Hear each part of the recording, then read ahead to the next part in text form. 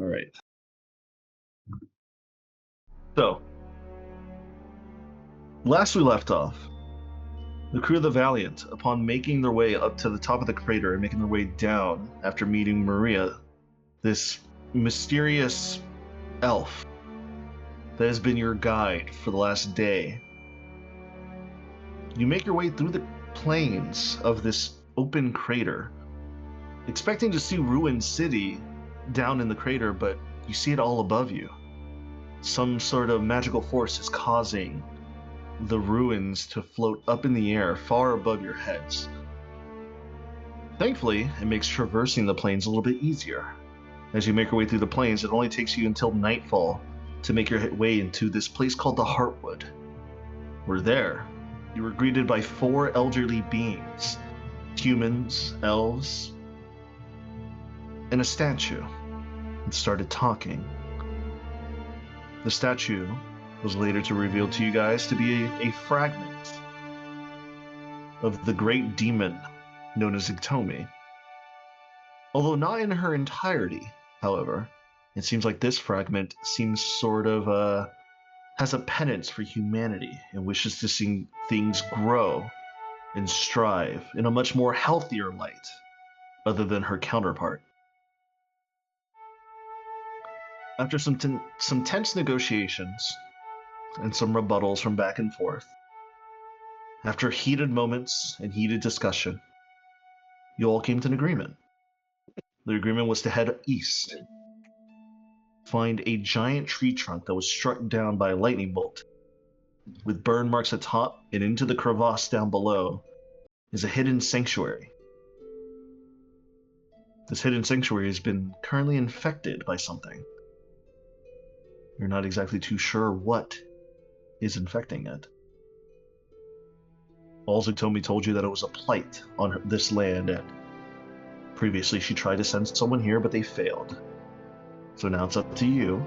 And in doing so, your reward is to be given access, a passageway, to the library that was once lost from the old cities here. The city of Sylvan, the capital city of Pernoia. After flying your way over there, thankfully, you're able to put the ship out of the bottle. Since the floating rocks are a little bit too far above, you can make your quick passage over. And as all of you land and Kaiasaya puts the ship back in the bottle, you are all staring down what looks to be this swampy, infected-looking crevasse. Green, ooze-like water is covering the edges. There's moss and other green bits covering the middle well, and all these runes are like glowing like this bright, weird greenish energy that you're not exactly too sure what it is. As all of you guys step out to the ship and look down, the crew of the Valiant, what do you guys do?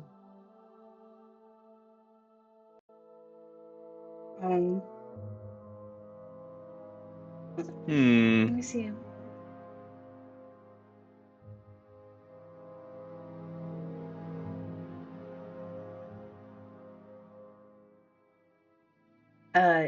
Chahna was going to cast Featherfall on everyone but Finnegan and I, because we can just fly down.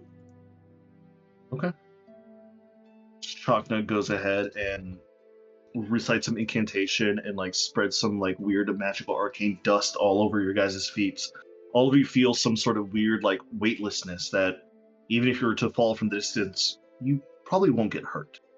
So who's going to jump down first? Me. I'm going to nosedive, diver style down. Okay. Like, Fugler's going to make a big triangle with his arms above his head and jump over the ledge going down. All right, so like an Olympian, you see Fugler kind of like stepping a few steps back from the edge of this crater or this crevasse. He puts his hands up in a triangle and he just makes a running jump and leap. Go ahead and make me an athletics check. Or is it acrobatics? It's a dive, right? You see, there's a major difference There is a between the difference. two roles. There is No, a difference. I'm not going to tell you which one is which, but one of them is a +0 and one of them is a +9. I'm assuming since you're a big heavyset fellow, the dexterity is a 0. Maybe. You know what? Let's give you as an Olympic diver. I feel like you would have to have great athleticism to do this. So I'll give you the cut and give you an athletics check. Thank.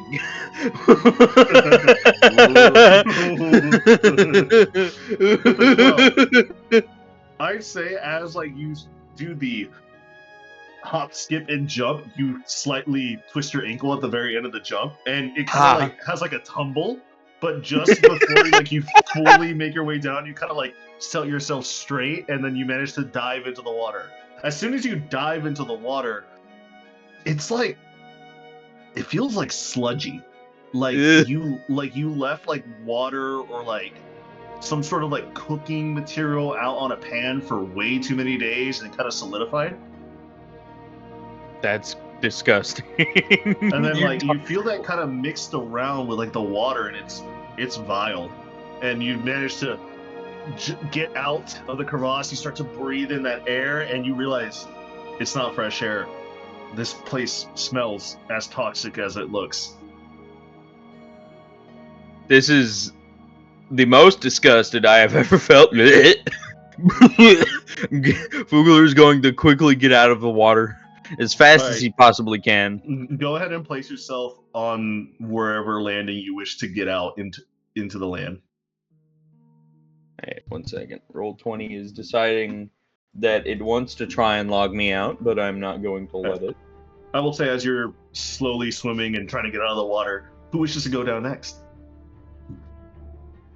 I'll go down. Kaisai goes down. Couldn't you use Misty Step to get down? No. You could. It's greater than 30 feet. Oh, damn. Couldn't you use multiple Misty Steps to get down?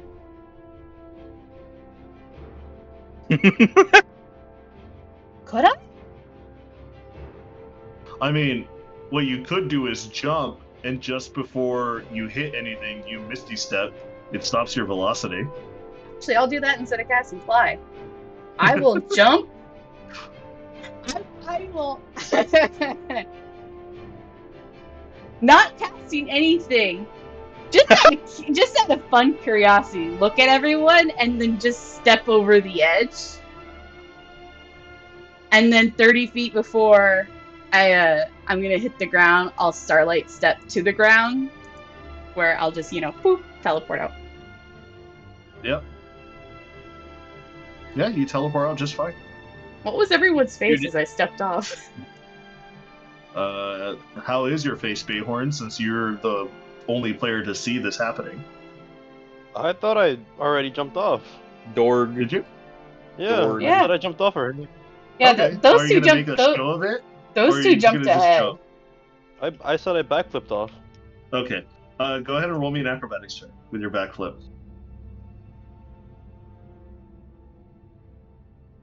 A 9. A 9. A 9. Whoever is watching you, Bayhorn, which would technically be Kaisai as the only player character because you jumped off with Fukler, they see you kind of like do a backflip, but you almost like trip on yourself and almost hit your head on the ground, but you manage to like get off the edging just fast enough to like nosedive your way down and land in the water. You also feel the same sludgy toxicness of the water like Fukler does. So go ahead and place yourself on the landing or wherever you wish to be placed. What does B Team and Chakna's reaction look like? Chakna kind of just like shakes his head a little bit and like hits his like he like pinches the bridge of his nose. Everyone else is kind of like follows suit and they all jump down, like making their way down. Isolde, not wanting to get her clothes wet or anything, like tries to make herself glide her way into the landing where you guys are near. While everyone else just jumps in except for Finnegan, as Finnegan like manages to fly over onto the landing as well.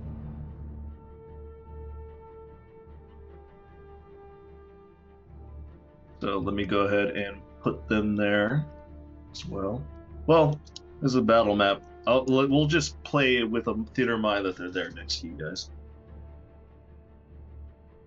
So, as you guys make your way to the landing, you're noticing that everything is fully covered in moss. Like everything, the leftover food baskets, the statues, the well in front of you, everything is covered in this mossy like texture. Wait, how does Bubbles get down here? He blinks. God damn. Well, I mean, this is fair. Actually, fair. Do you want him to do an Olympic style I wanted dive? I wanted little Bubbles to do a little Olympic style dive. All right, I will say as Bubbles is like trying to follow your lead, instead of a running jump, you see him like get on his hind legs. He tries to make a triangle with his little fin, like his little hands on his top, and then he just jumps. Go ahead and roll an acrobatics check for him. An acrobatics check. Yeah. That's gonna be his dex. Yeah, so his dex would come out to be, as a blink dog, +3. Okay, so d20 +3, 9. 9. 9. He, as soon as he jumps, you kind of see him kind of like move to the side a little bit where he wasn't supposed to. You see his arms start to like flap around a little bit before you hear a splash and a crash in the water as he belly flops. Oh no! So here's the thing: he's an aquatic creature and he has body blubber, so he doesn't take any damage, but he's definitely stinging. He's okay, buddy. It's okay. You just hear in your head, "Father, this water stinks." Yes, it does. It's smelly. Pretty vile. Really smelly.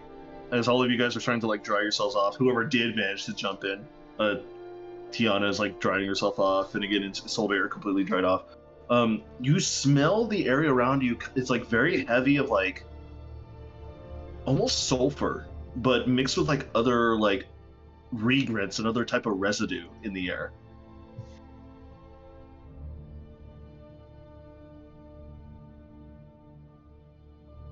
I'm gonna. Smelly.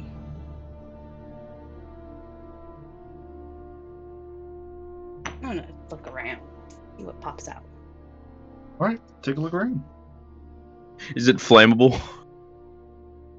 I cast Not for fireball sure. in the water. Is the It water was flame? Yes. I have cantrips for this. Okay. An 18 for perception. An 18 for perception. What are you looking for specifically? It's things that like stand out to me that's unusual. Any signs of what we're here to hunt for? Well, okay. So I was about to say unusual for sure is the giant curved moon statue up north. With that giant, you're not exactly too sure what it is. Is it a rock? It kind of has like that weird like visual effect where you know you're looking at something, but your mind can't fully process what it is. However, Pugler, you said you wanted to throw a fireball into the water? No, I don't want to throw the fire. I don't even have fireball. Okay. I'm Might going throw a to chromatic orb in there. over here Okay. and Talking follows. study the moon. Okay. Roll we'll roll a history check. 17. Based off old history books, on Strixhaven and in your journeys, there's a myriad of different religions and cultures that have a moon or like a crescent moon in their setting. However, none of them really had that weird like middle object in the middle of it. You're not exactly too sure what the object even is supposed to entail or referred to, but you can kind of have a weird, like, seeking feeling that it's something religious or cultural for some reason. And this place is very old. You're looking at all around this place. This place is far older than even the 30 years that have passed by since the kingdom fell. Like, the rocks are way too dated. The statues look way too oxidized for it to be only 30 years. It's amazing. Do I sense any arcana? On Arcana check. 23. 23. You can definitely sense some Arcana. The statue in the middle, that big circle thing, is exuding great heavy Arcana magic. So is the tops of these like little rocks. Like when you were coming down, these little insignias that match the rock in the middle have the same arcanic type of magic. You also feel a great heavy magic coming from the middle of the well. It looks like thicker water, but it's exuding like very heavy magical energies coming from it. I'm gonna take a shard of this pot and I'm gonna stick it in the well. You're gonna stick it in the well? Yes, I'm gonna take a shard of that pot and stick it in the well to see what properties it exudes on it. As you stick a shard of the pot into the well, you don't see a reflection. You don't see through the well. You're holding onto the shard, you know that. You just can't see it. It's like it just passed through like this really thick liquid, or if this even is liquid at all. You're not exactly too sure. Weird. Really weird. Also, does this exist, or is it just is map prop? What is it? What are you looking at? This staff right here. Oh, the staff? The staff exists. It's a map prop and a staff as well. I want to know what it is. I'm just You gonna pick it up. Yeah. You look at it. It's old. The wood is very brittle. You're not exactly too sure how old it is. Roll me a history check on it. If I roll low on this, I'm changing my dice. Changing my dice. Can I roll a history check? Sure. Buchler, all you can tell from it, it's probably a shepherd's cane. You know what? That makes sense. Oh. I saw a 13. It's a shepherd's cane. Chaka.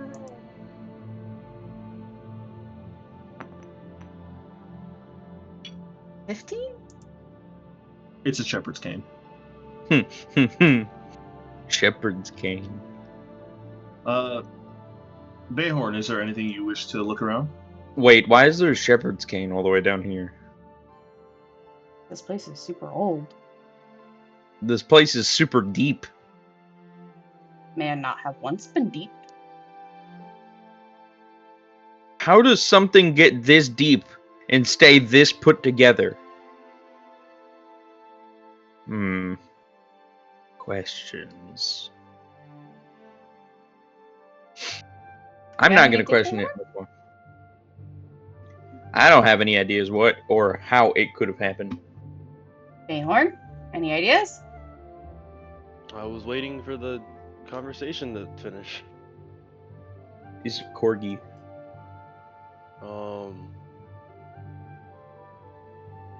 Is it light in this area? It's light. There's light coming through. Yeah.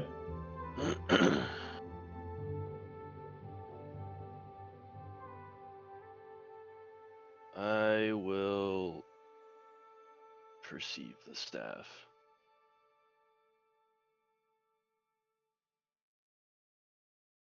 All right. What'd you roll? For an 18 for a history check. 18.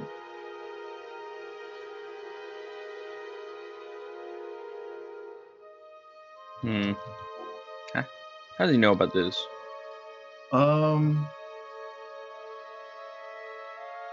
Let's see here. So with an 18 for a history check, You do tell that it is just a shepherd's cane. However, typically shepherds nowadays don't even really use canes. They use other forms of shepherding, like whips or shepherd dogs. They ride on horseback to compel the sheep or other things to be led abide to their wherever they're supposed to go. Um, this is probably very old. Like, as far as innovations in farming that you would know, Bayhorn, based off your newfound knowledge, probably about 100, 200 years old, maybe. Okay. 200 years old, goddamn.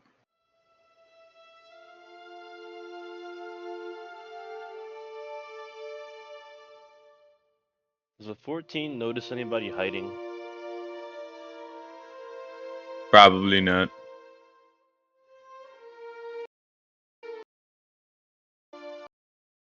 Does a 14 notice anybody hiding? Yeah. You kind of like stop for a second. You kind of take a look around. You don't sense any movements or see any movements at all. It's a little bit quiet, even with all your friends and comrades like running around doing stuff. I will consult other Bayhorn. What does he think of this area? Zerzark responds in your head. Well, you can't lie. Something fishy smells about here. I think it's got to be doing something with the water or that weird well of his. Try dunking something in that well. Fukler then proceeds to put the shepherd's cane in it. You're gonna just toss the cane through it? Not toss. Put the end of it in it. As you put the end of it in it, you feel no friction, like no water friction, no turbulence of any kind. It just dips in, and you're holding the edge of it. Now that you're actually holding onto the cane, Fukler, roll me an Arcana check.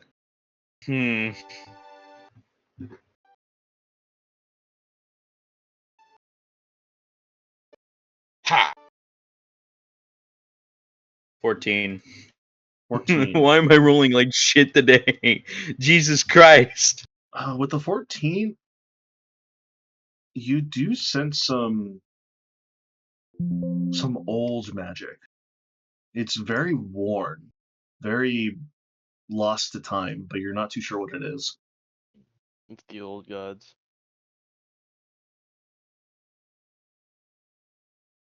I don't actually know, but The old gods and the new gods and the new gods and the old gods.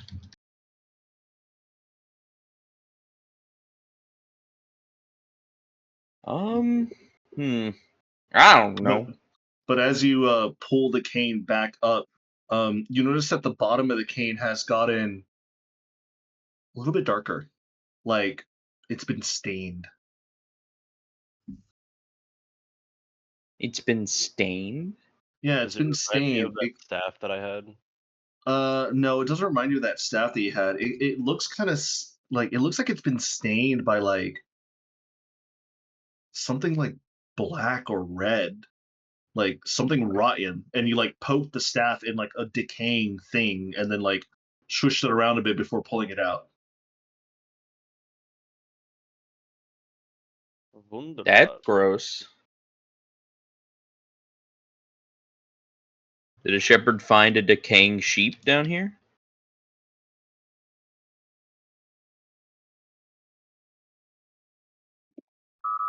Bayhorn, what are you gonna do since Zorzark told you try to throw something in there?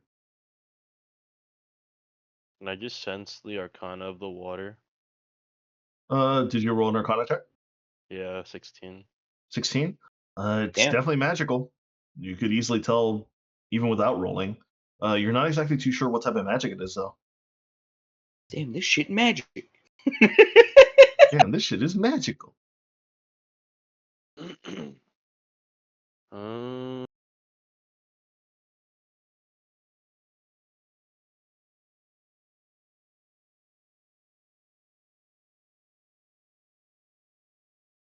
I'll dip one of my daggers in the water and see what comes about it.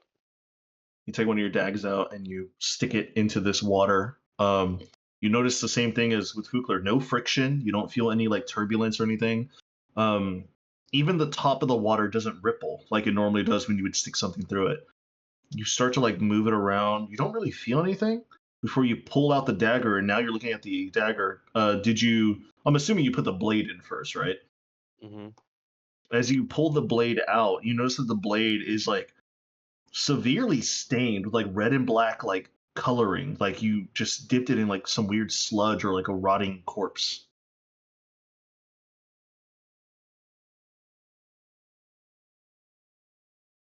I'm gonna I'm gonna hop up on a rock to look down in it and Mm-hmm. just tie my dagger to a length of rope that I have and just drop Uh-huh. it in. You drop it in. You don't hear any like thunking or like any like water type noises. The dagger just goes right through. So for the entire length of my rope, do I notice it stop at all? It stops about 20 to 25 feet. Okay. I'm gonna leave it in and then pull it out and see what it has on The it, if it's the same thing again. as you threw something in and made it go deeper. As you pull the rope out, the at first it was fine. It was clean rope, clean rope, clean rope. About like 5 feet into it, you start to see more and more of that weird coloring stains. The red and black, like sludgy stains that are coming out of the rope. Eventually, you get to the very end of your dagger where you felt somewhat the dagger stop. And the dagger is at the end of the blade of the dagger, you see what looks to be like some sort of ooze sticking at the very edge of the dagger that's like bright blood red. Why do I have a feeling this is like this is a creature that I just stuck this down? Hmm. Does it resemble blood? It doesn't resemble blood. It looks like a gelatin that's like colored red. Uh-oh. I'm gonna go up to the big old eye thingy up here. All right, go look. Does it look magical? It's very magical. Even without rolling for Arcana, you can tell that this thing is exuding great Arcana energy. Um,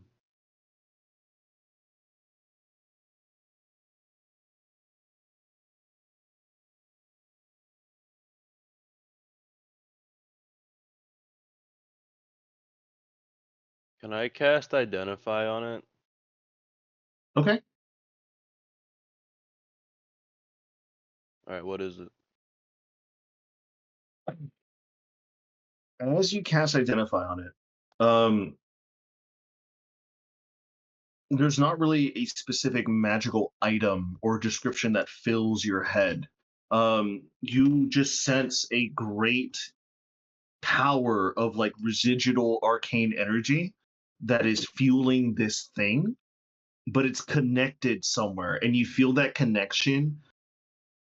And then suddenly in your mind, your whole entire body starts to warm up like a furnace. It starts to it starts to feel like you're fuming from the inside out, and your body is starting to like boil and toil like an ooze being burned into like a boiling pot. And you feel and smell that stench of like living rot, and like a sickening swamp is starting to like fill within your head and your body before you cut off the identify spell, and you're just like, whoa. You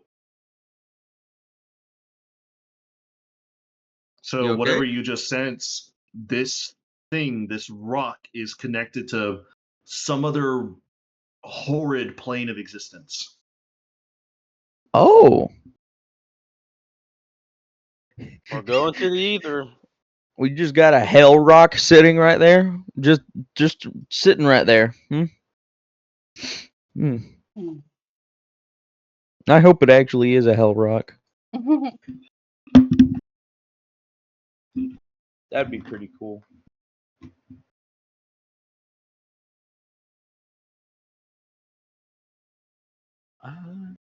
I guess I'll relay that to the crew and step away from the big old rock. Okay. Is this the tree root that we're under? You look above and you see all these roots are like digging into the ground below you and around you into this like toxic water. And you see the tree roots go up past some rocks into the earth, and then it continues upward where you assume is where the giant tree root was struck down by some lightning and has the burn marks now. Captain, Hmm. weren't we supposed to find a giant sludge monster here? What if I tried to break the giant crystal? We were You know supposed to that. find. Bayhorn, I feel like you might be on the right track, but in the wrong zip code. I I don't know if breaking the giant rock would be a great idea. Mm-mm. Can I do an Arcana check on the rocks to try and see what school of magic I'm sensing? Sure thing. Go ahead and roll an Arcana check. What if we dunk 17. the eyeball into the water? I rolled like shit. Rolls a Uh, 17. I rolled so bad. Let me see here.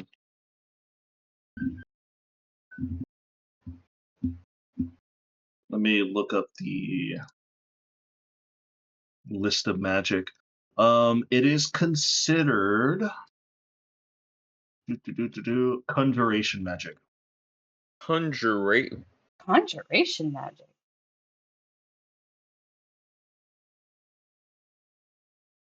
What? Hold on.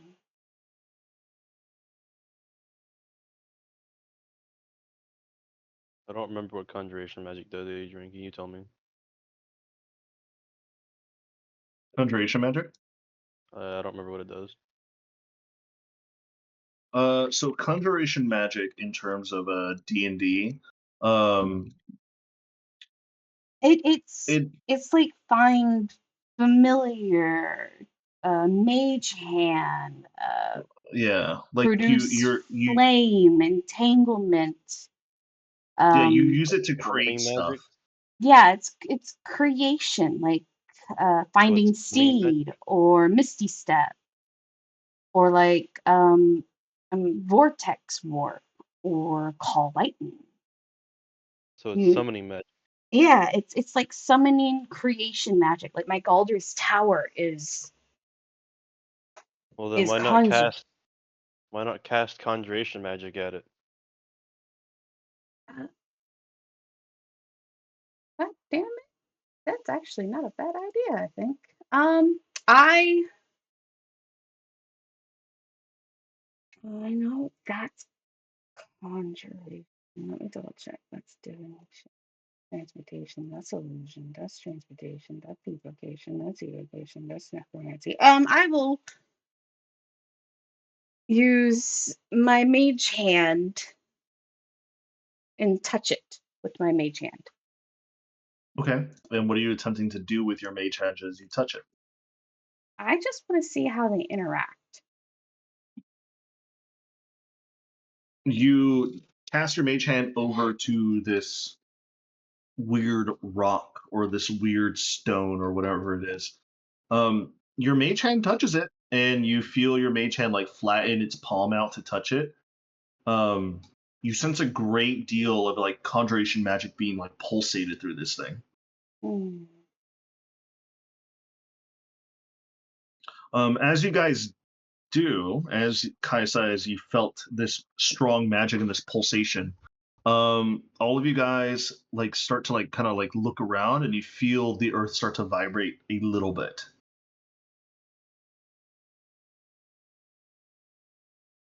You hear Finnegan coming from the far side of the area. He's just like, "Did anybody else feel that? That wasn't just me, right?" No, you're going crazy. I Quick, act like he's crazy. No, nobody felt that. All right, and I'm Queen Aqua. Yeah, sure. Wow, I didn't know she was here. Well, calm Where down. is she? I think that was its reaction to the conjuration's magic. I'm gonna move my mage hand to touch the crescent moon. You move your mage hands to touch the crescent moon, and the moon does nothing. You don't feel any Okay. magic coming from the crescent. Okay. All right, blast it. No. You know what? You know what? Life is short. Fugler's gonna stick his head in the well. What? As soon Dude, if as you're doing it, I'm doing it. I'm going over as soon there. as soon as Fugler starts to move over, Bayhorn, you have the right idea. He's like, this man knows what he's talking about. You move your Yeah. way. You move your No, way I'm over. sticking my head in the well. So are both of you sticking your head in the well? I'm sticking my head in the well. I know that for sure. I'm gonna let him do it. I want to see what happens. I'm gonna make an educated decision here. All right. Fugler, as you stick your head in the well, you take a deep breath because you're not too sure if there's air back there. You put your head down. As soon as you put your head inside, you see what looks to be this putrid-like area. It has like living rot. You see bubbles and oozes moving on top of each other. You see groans and moans of like different type of beasts. Like, go ahead and roll me a perception check as you're just looking around. Really fast. I know I don't know this. Like Bayhorn doesn't know this. I'm more Natural asking, 20. Does it look like his dreams? Oh no, it doesn't. It doesn't. Well, It doesn't look like my living rot actually, dreams that no, I've had. it does. It kind of does. It doesn't look Yeah. like the flesh walls I've had. It Is does. this Yeah. is this like a Garden of Nurgle type situation that- where it's it's that like one- pustules? It's that one SCP where like the old man captures you and you're in just like a flesh hole and you have to run away. Oh no, yeah. 7 something. I don't. 176. Yeah, I'm pretty sure it is. Hold on. Let me. The old man SCP. 106. 106. Yep, it's not 176. So as you're looking around, you rolled a natural 20. Yes. Immediately through your teachings at Strixhaven, your knowledge of history and religion, you're starting to look around and you're like, oh no, this is the abyss. The hoo-ha what? This is the abyss. Specifically, you've learned this before because it relies kind of heavily to your religion being the goddess of death and whatnot. This layer of abyss is known as layer 222. Sed Akala, the slime pits. And as you're looking around, you immediately, with your natural 20, I will give you this, you kind of tilt your head up to look down, technically. You see what looks to be this red tentacles reaching its way up to your head. What are you doing? I immediately get my head back out.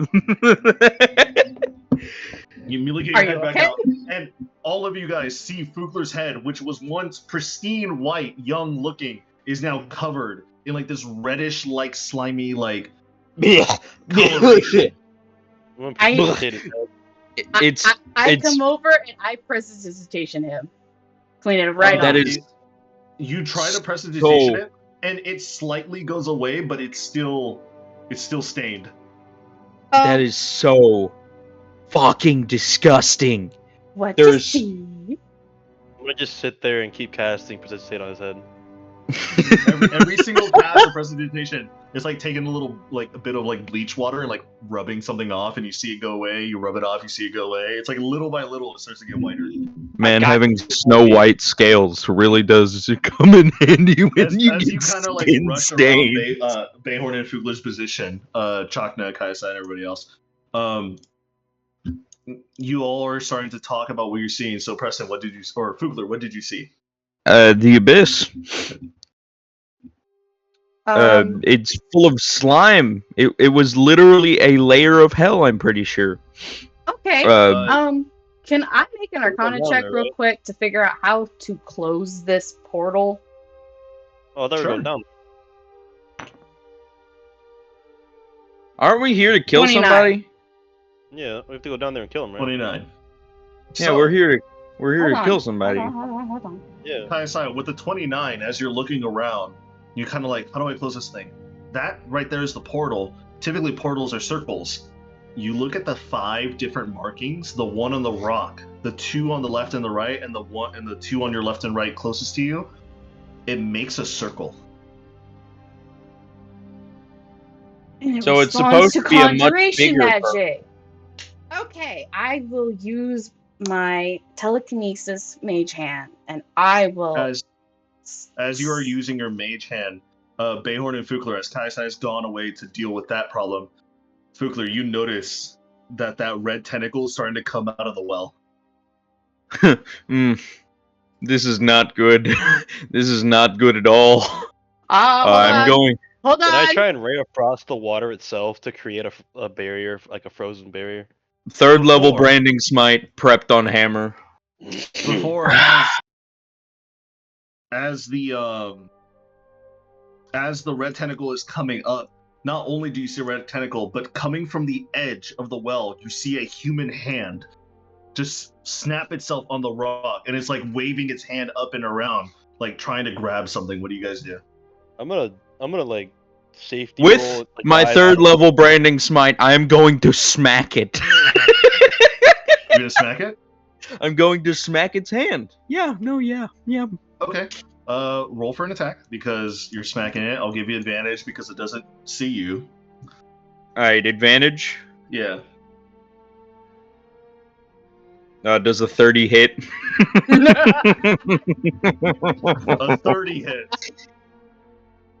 A 30 hits. Yeah. Well, as soon as the red tentacle started coming out of the portal, Fukler popped his third level branding smite. And All right. as this hammer is coming down, he's going to use divine smite on it. Okay. This is going to be a second level divine smite. So let's count all these dice, gentlemen and gentle ladies. So that's going to be. Alright, is it undead? You got to tell me those are the rules. It is not undead. Okay, cool. This is going to be 3d6. Okay. 4d8 plus boom plate. And so this should be it. Kill yourself! I rolled pretty low. Damn. 2, 2, Damn. 2, 2, 2, 3, 2, 1, 5. Damn. I Okay. rolled really low. So with a But I 26, smack his hand. You smack the hand down onto the rock that it was grabbing, and you hear crunches. You broke bones into this hand, and all of a sudden it just like lets go and it disappears into the portal. Okay, while Damn. he's doing that, I'm going to be casting Mage Hand. And I will cast it to where I touch each of the symbols that I see, starting here and just working my way around Mm-hmm. as fast as I can, to where it's like I cast it, it touches it, I dissipate it, and I move on. Okay. For every time you're going to try to dissipate a rune, you have to roll me either a counter spell, so you have to counterspell it, or you have to roll me a strong enough arcana to do it. Hey, so Adrian, I want to do something. Yeah, Are we like in kind of meta combat right now? kind of. Okay, before we are in combat, I want to use my eyeball and do. Can I do clairvoyance through the portal? Okay. You know the place, so I would allow it. Because I want to see if I broke some poor pedestrian's hand. Okay. Shit. How many charges is this gonna be? I rolled my Arcana checks. If need be, I can use my Coronal The Shift. 27 doesn't make it. The Alright, I'm 27 gonna use- doesn't? It does not make it. You feel your mage hand like try to dissipate one of the runes, and your mage hand just dissipates instead. Damn. Anyways, Fugler, go ahead. I'm gonna use 2 points for clairvoyance on the other side Okay. of the portal. All right. So go ahead and roll me as you Okay. use 2 charges of percentile die. Oh god damn it! If Vecna eats my soul, you guys gotta kill me. But 17. Does Vecna eat my soul? I know it's like really, really close. As you use clairvoyance, the moment you use it, Oh shit! you just hear like a sense, a notion in your head, and you just hear a, "Oh, good, he found one," and then your clairvoyance goes through. I found what? Wait a minute! What does that mean? As you use clairvoyance to look through the other side of this portal, immediately your vision is covered in this giant red ooze that is climbing upwards. But that's not what catches your eye. What catches your eye is this poor adventurer's garb woman who is currently in this ooze, who's like holding her hand because her hand just got broken by something inside the portal. As she's like slowly dissolving, you see her air bubbles start to come out as she's like gasping for breath. As she eventually her skin just starts to dissolve. You see the meat start to dissolve, her tendons, and it's just a skeleton before the skeleton falls underneath this ooze, as this ooze is like right on top of your clairvoyance. Well, don't I feel bad? Oh! So with that knowledge, Fugler, you have about 6-ish seconds before this giant ooze just pops out of this well. Captain, I just killed somebody. Oh, but you gained because you considered killed them as well, because you dealt damage to them with your door with your gavel. So they were in their late 20s. They were a human, so you get about. Actually, who were they? Let me see. NPC. Oh, it was you. Okay, you get 63 years left. Or you get 63 years. damn, Fugler, I didn't know you were out here killing innocents. So there goes that NPC. So I'll. I'm going to get their bones back and cast Resurrect. So One way or that another. information in your mind, you know that in about 6 seconds, there's a fight. What do you do? I'm going to tell everybody else in 6 seconds there's a fight. You're all gonna get one action economy's worth to prepare. Okay, Everybody gets one thing. I already have my smite prep. Is it one theme or one action economy? One action, because an action's gonna take the 6 seconds. I'm going to tell the captain, after we kill this asshole, I'm going through the portal to get the bones of that poor person. Feels so bad.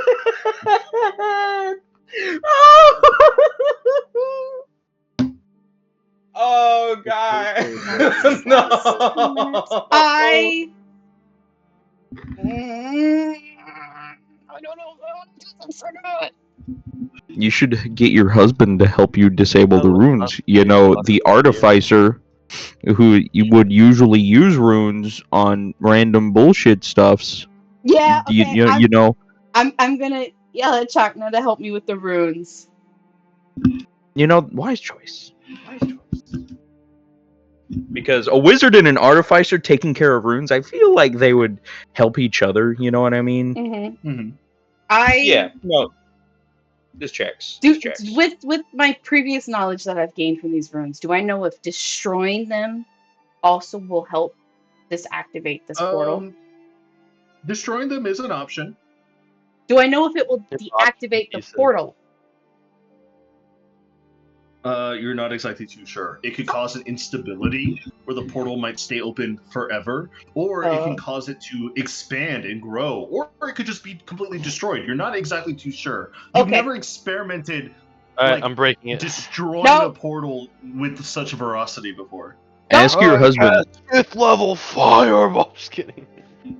Yeah, no, 5th level fireball's crazy. I tell Chakna get on one rune and I get on the other, and I will do my best to start disabling it. Okay. So you rush off to go disable it. You can move Chakna where he wants to disable his. That's going to be your action. That's your 6 seconds. Yeah, our 6 seconds is spent trying to disable these 2 runes. All right. Are you going to use an Arcana or are you going to use Counterspell? I have to use Arcana. Okay. I will also You know tell what? Finnegan to use a Counterspell on the big orb one. He just looks at you, nods, and he just sprints his way over, and he's pointing his staff at it, and he just yells out, "Ready!" You know what, Adrian? I've come to terms with me killing that person. I got 63 years. You know how I came to 63 years. terms? Because they were in a level of hell. you have to be Yeah. very particular to get Yeah. first to a level of hell Yeah. and then remain alive in a level of hell, making Yeah. you thereby a technical demon. If you're worse than the demons that are in hell by killing them and surviving, I mean, I kind of get what you mean.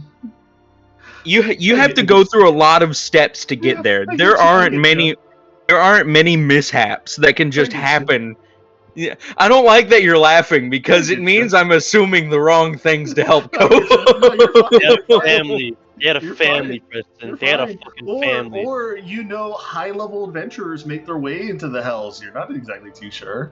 I don't want you to keep talking because it's making me sad. Don't worry. When we finish this campaign and you ask me, so who's that person that you helped kill in the portal to hell? I'll tell you who it was. You're an asshole. Campaign's gonna finish whenever we finish college. I mean, honestly, maybe it might, depending. Then this will be the best campaign of my life. This is going to probably be the most remembered campaign of my life. I'd have to I hope so. D&D because I would never be able to find a better campaign than this. Nah, Yep. that's why there's campaign 3 in the works, brother. I'm writing it right now. Anyway, Adrian, you need to write the campaign Bible. So whenever you pass on, you can give it to your great niece or nephew so they can continue the campaign. continue the campaign. We'll Yes. teach baby Mike. Give it to Preston. You'll DM the next campaign. Campaign 4, the Great Reset. The Great Reset. Campaign 4, Adrian's gone. I'm in charge now. Family reborn. All right. So that's what Fuklu's doing. He's waiting at the portal. Kaisai attempted, rolled a 29, which is a fail. Can I cast? Oh wait, no, it's not. What? Can I use guidance? By the way, You can use guidance. guidance. So 32. he's got to roll a 1.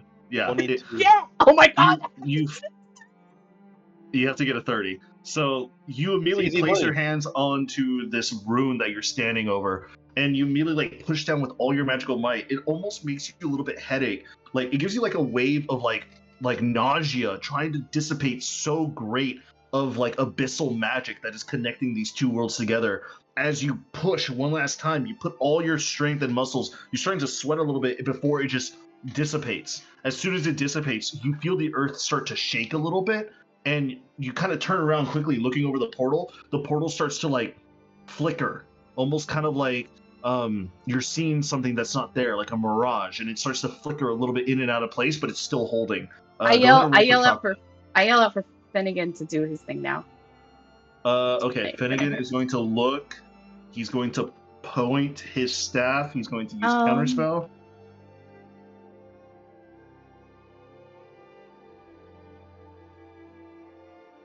Oh.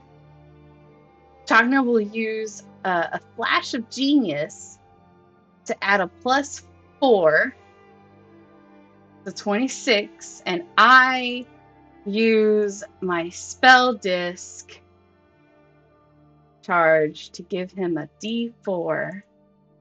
Come You on, have to roll All right. so perfectly right now. fuck. Finnegan's gonna roll counterspell with that +1 for the D4. It does not give him the necessary ability to dissipate this runic part of the circle. We'll use Coronal Shift so he can reroll, and that's all I Alright. can do. So make him reroll. Oh fuck! And never mind. It doesn't work. You see him he's starting to get a little bit agitated as he just slams his gauntlet onto the thing, and he just looks back at you. I'm thinking I might just destroy this thing. Don't. That might be Do bad. it! Do it! As he says that, Finnegan just points out his magical staff. You see this like wave of ocean blue magical arcana just like wrap its body in like its magical waves around this rock as he casts counter spell at 5th level. But he's also going to roll it. So Oh God. So the DC equals 10 plus a spell's level. I know the spell's level. So D20, roll it. It does not work. You see his counter spell. All right, you want to chrono shift it? That's another chrono shift down. I know. Come on, buddy.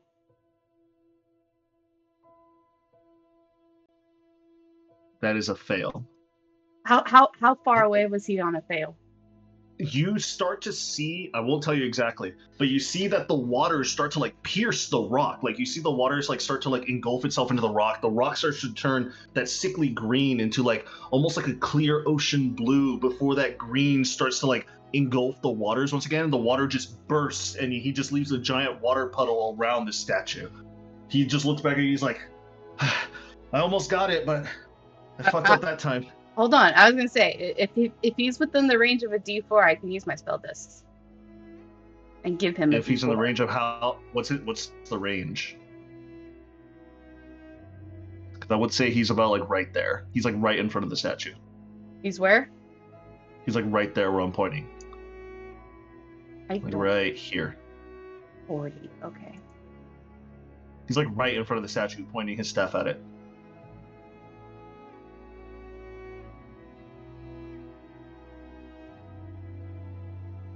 Damn, he's just out of range. Okay, never mind. As he looks back over to you and he just looks over at the portal, all of you guys look at this portal and you see more and more of these red tendrils are starting to grow out and start to like latch themselves off to the edges of this well, this portal from the 2 different realities. I want everybody to roll initiative. I didn't get my turn. Oh, what are you gonna do, Bayhorn? Sorry. I was gonna where is it? Oh, I like how everybody saw you cast Identify and nobody asked a thing. Oh. Yeah, no one's caught on yet.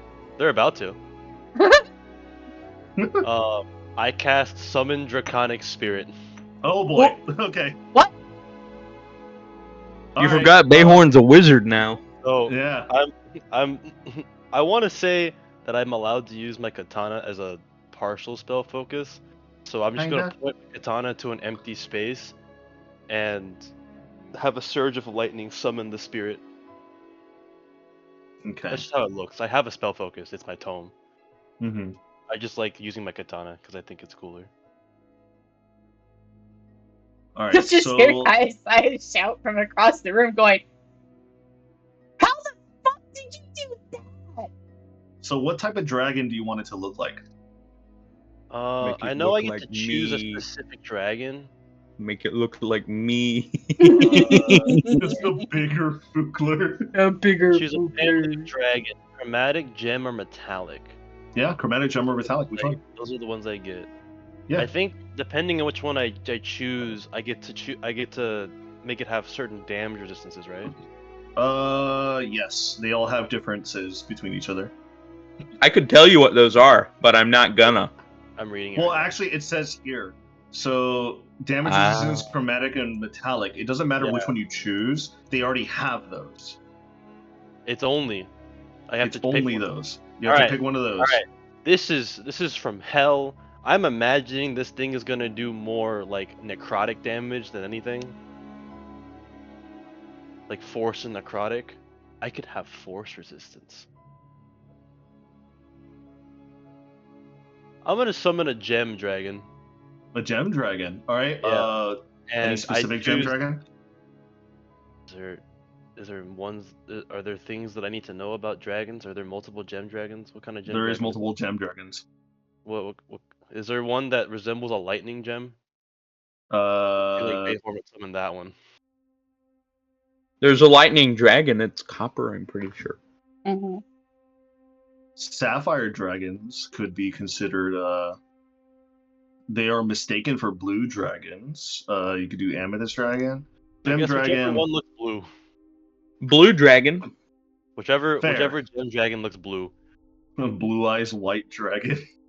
That'll work. I just get a Yu-Gi-Oh card. Yeah. All right, hold on. Let me get this. I'll take a free win. Let me get this token. Let me make it real quick, and I can put it on the field for you. In attack mode. I will choose to have force as my resistance. Because I'm allowed to choose one of its damage resistances and use it as my own until the spell ends. All right. How big is it? Is it considered large or huge? I want to say it's large. Let me see. Large. Okay. It's a large. Large. Where are you gonna put it? I'm gonna pop it right here. All right. So, Bayhorn, how do you describe your magic? Shit, I don't know. I just became one. Come on, you watched me DM for how many hours already? Come on. All right. You didn't make a token for this, Cedric? Am I allowed to like kind of just have my own freedom of theater on how I want to have him appear? Yeah, you're the one casting. All right. I will draw my katana in preparation for battle, and I will point the blade to the base of the steps, and I'll speak the incantation to summon this dragon. And from high in the sky, you see a lightning bolt pierce the ground and slowly materializes the draconic spirit. You see all of you guys as are watching Bayhorn getting ready for a fight. Before he goes into a full battle stance, he points his katana over to the landing over to the other side of you guys. Suddenly the skies start to get slightly dark as you hear thunder and clouds start to manifest above all of you before a sudden lightning jolt of energy just crashes to the ground and starts to send rocks and dirt everywhere around the area. Before suddenly you see this smaller version of this ethereal but bluish lightning dragon start to grow larger and larger in size before it just makes out this gigantic roar, and you see this dragon just sitting right there in front of you. This is considered large in terms of the map space, but this is a large creature. It's about 15 to 15 feet big. Can I see the dragon? Yeah. Nice. We get one action, right? We can't do anything else. Actually, wait. That was it. Okay. That was your spell. I need to know. Arcane Recovery does not stipulate that it requires an action. So Arcane Recovery is when you finish a short rest. It has to be done during a short rest. Yes. Oh, I thought it's just you can use it. No. Not like in Baldur's Gate, but it's a short rest. I've never used it in Baldur's Gate. I was never a wizard. Oh. You had Gale, though. I never used Gale. Wow. Fuck wizards, I guess. Anyways, is that all of your guys' turn? I don't mind. Do we get movement? All right, and that's Fukler. You're gonna move. You're gonna do anything. I will ask Isolde if she can try to counterspell something. What did you say, Adrian? Is there anything else you wish to do, Fukler, before combat starts? No.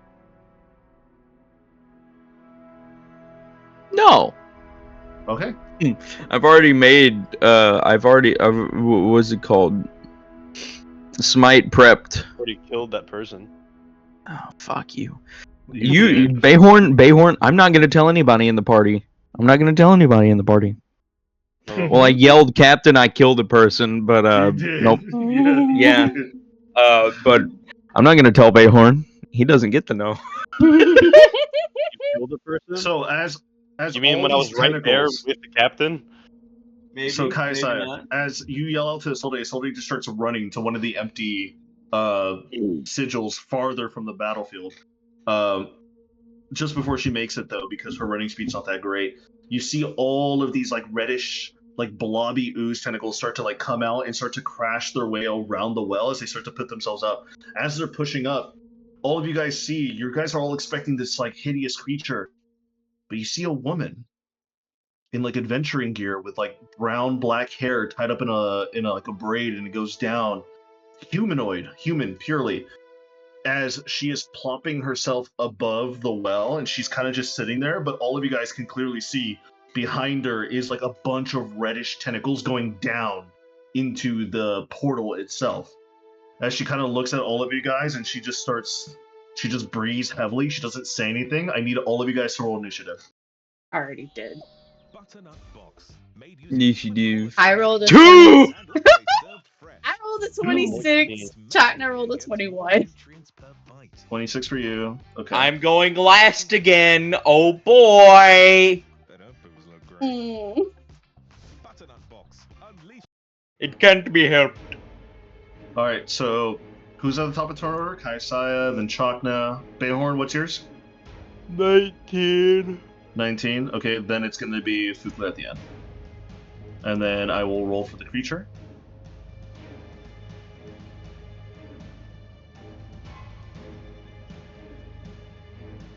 Did not do so well.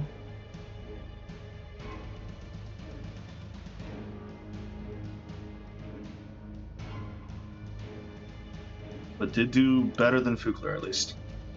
Yikes.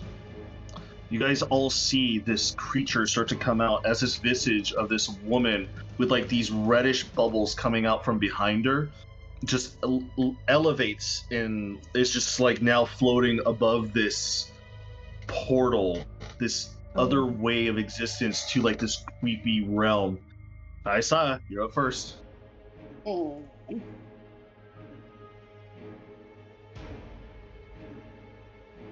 Are you friendly? There's a person here? Yes. That's what This crawled out person. of the hole. Covered in goop? Covered in goop. I feel like I've seen this before. It's one of my favorite creatures. Oh, yeah. Hold on. I have an idea. I need to do some quick math. It's 6. Okay. No, actually, it's actually -4. And as all you guys see this creatures come out of this portal, you sense that strong smell of sulfur start to emanate coming from this creature. It's been a Is bust. any of the B team near this circle? No. So here, I will put the B team on, but they won't be in combat until you tell them to later. Got it. So Tiana is going to be over here. I will put Finnegan at the very top because that's where he tried to use counterspell. If I could find him. I need to make a folder for them. So Finnegan's there. Isolde is rushing past you, Kaisaya. He's rushing past you to try to go to the leftmost rune. And that's it. Yeah. Okay, cool. So I need it to make me a Constitution saving throw. Okay. A con save. Yeah.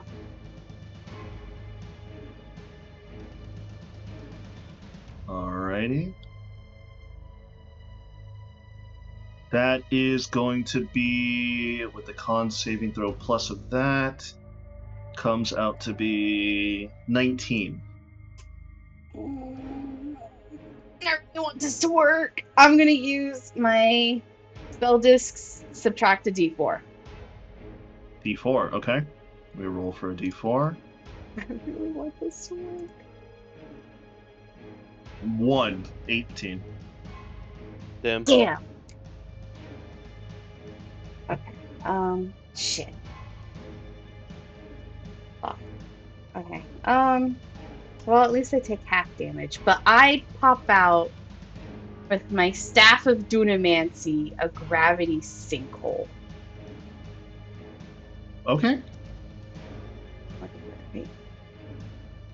So right here, the center of that is the center of the gravity sinkhole. Anything in that 20-foot sphere is pulled in, except for her, because she succeeded, but she takes half damage, which is 5d10s. That's too many. 23 cut in half. 23 cut in half. Okay. All right. Let me go ahead and add that to her. So, all right. Okay. You see the gravity sinkhole just like permeate. You see this like black hole, this miniature black hole start to suck everything in motion, destroying Earth around it. And you see like it's destroying and pulling in other items within it before it like explodes into place and dissipates. She doesn't get pulled in, but you definitely see her like get some sort of damage to it. What type of damage was it?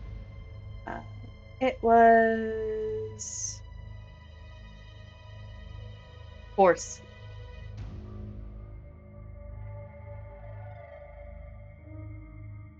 Force? Okay, cool. You see it took the full brunt of the damage from the force damage. Bonus action, I need it to make a strength saving throw. Strength saving throw? Okay.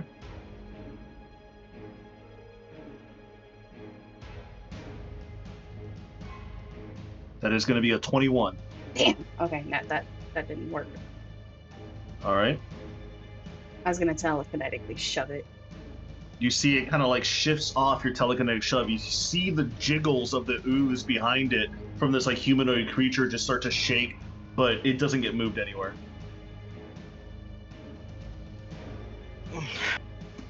Kill yourself.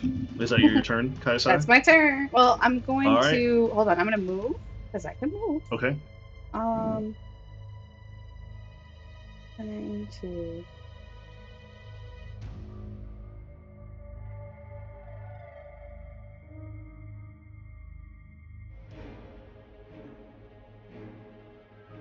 Okay. Going to come over here, and that will be the end of my turn. Okay. As you make her move over there, you notice that the ooze isn't really paying attention to you. It's kind of looking at the creature in front of it, which is Fugler. It's Chakna's turn. What do you want Chakna to do? Oh no, Fugler, you should have moved away. 10-foot sphere.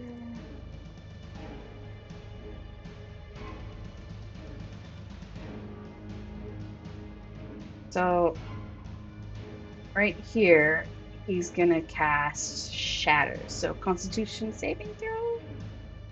Okay. Con saving throw on the Oblex.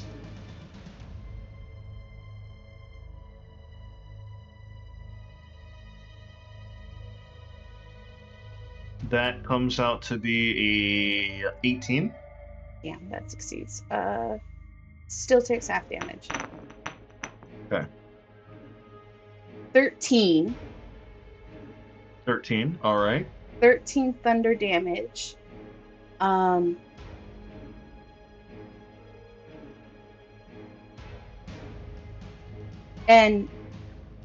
it's organic material, yeah? You're not exactly too sure. You've never fought an ooze before. Okay, because if it's made of inorganic material, it has disadvantage on the saving throw. It is considered organic. Okay.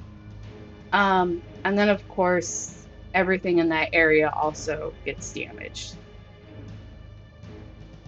No, the shepherd's cane. You do notice that the shepherd cane did break into like a couple pieces. Non-magical objects. Non-magical objects.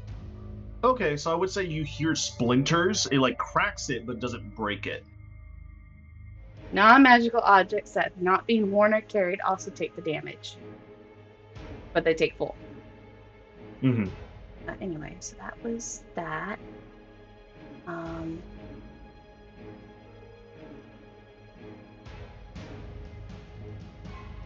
Bonus action, he'll shoot his gun. Okay. 11. Miss. I changed my fucking dice. You see the gun that Chocolate takes out and shoots at this Oblex. You see that it hits the humanoid part of the creature, and you see that it did blow out a part of their arm before you just hear a schlucking sound, and you see the arm just regenerate and reform, and it just shakes it off.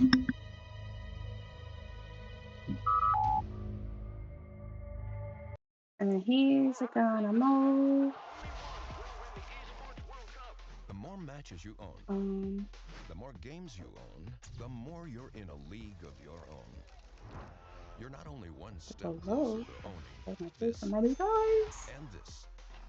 You're one step closer to owning the future. We're starting our descent into Surmajan International Airport. Alright, that's it right there. Okay, that's the end of both of their turns. Okay.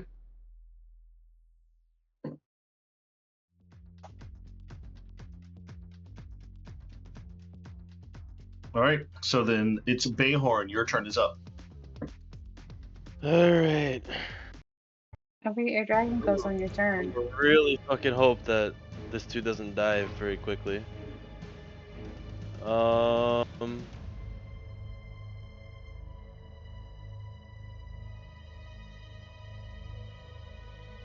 See, what kind of spells do I got?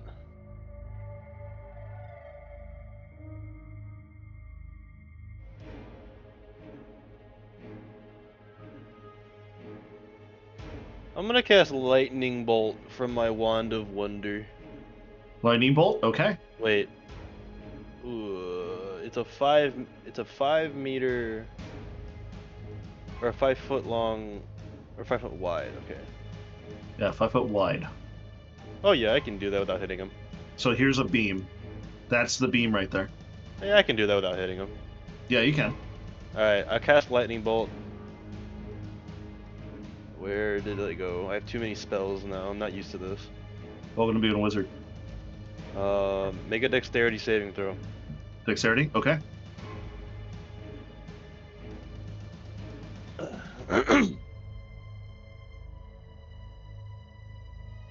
That is going to be a 12, my friend.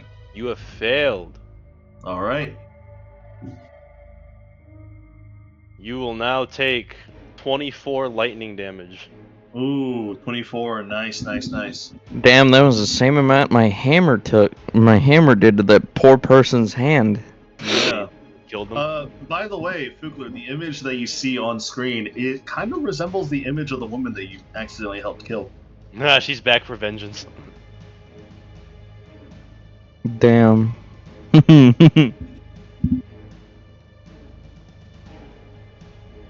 All right. You see the right. lightning bolt of energy just like surge through this obelisk as you see like little lightning sparks start to like flicker and just bounce around the humanoid body, and it bounces into the giant like bulbous orb behind her as you see it kind of like shiver and quake. It doesn't scream, it doesn't yell, it doesn't have anything in this that type of sort, but you just see it start to shake violently as pieces of it start to drop off of it.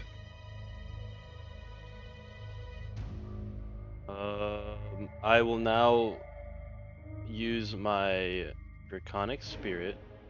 Mm-hmm. He can travel. Well, he has This a is flying also- distance. Also, this obelisk is considered huge, so it's like 20 feet tall. This thing is big. Oh, okay. Well, okay.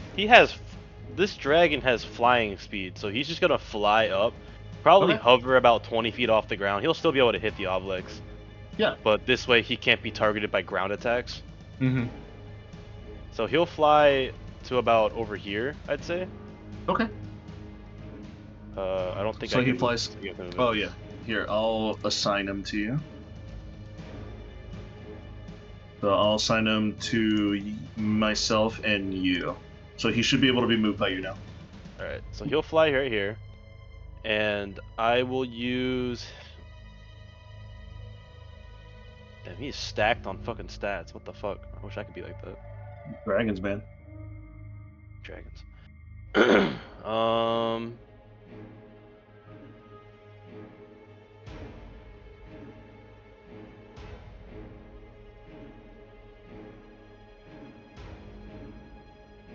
You can cast him at 5th level?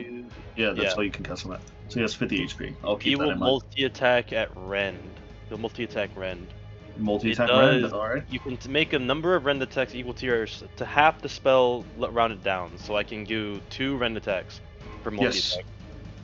So your spell attack modifier to hit reaches 10 feet, 1 target. So I need to make a spell attack.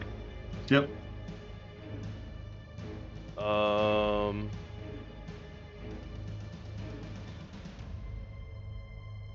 So my spell attack is a +7. I'm just gonna roll it like this. 16 plus 7, so 23. If I'm doing that right. 16 plus 7 is 23. Yep, 23 hits. All right.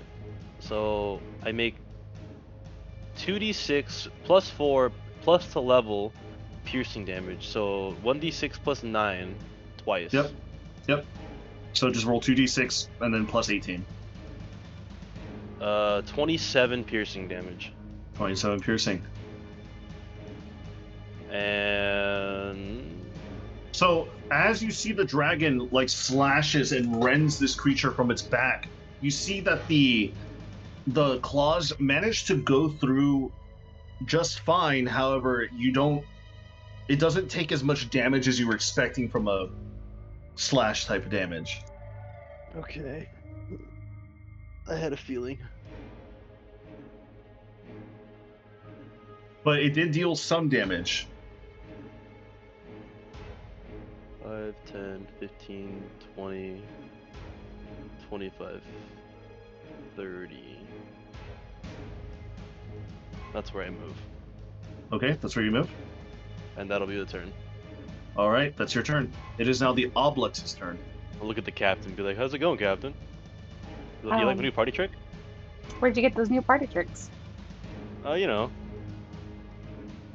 Certain gemstone? Yeah. I got more tricks as well. This is more fun though.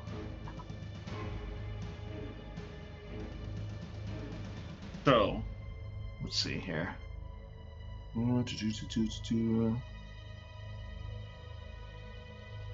Is Isolde going to act on this turn to cast Counterspell, since she was trying to do that before? As soon as she runs up to the thing, she will cast Counterspell, which will be after Fugler's turn. Basically, what I'll do is I'll draw on the map to indicate which ones have been destroyed. So the one that's been destroyed is Kaisaya's. So this one's been gone. Or I wrote that as a GM thing. Hold on.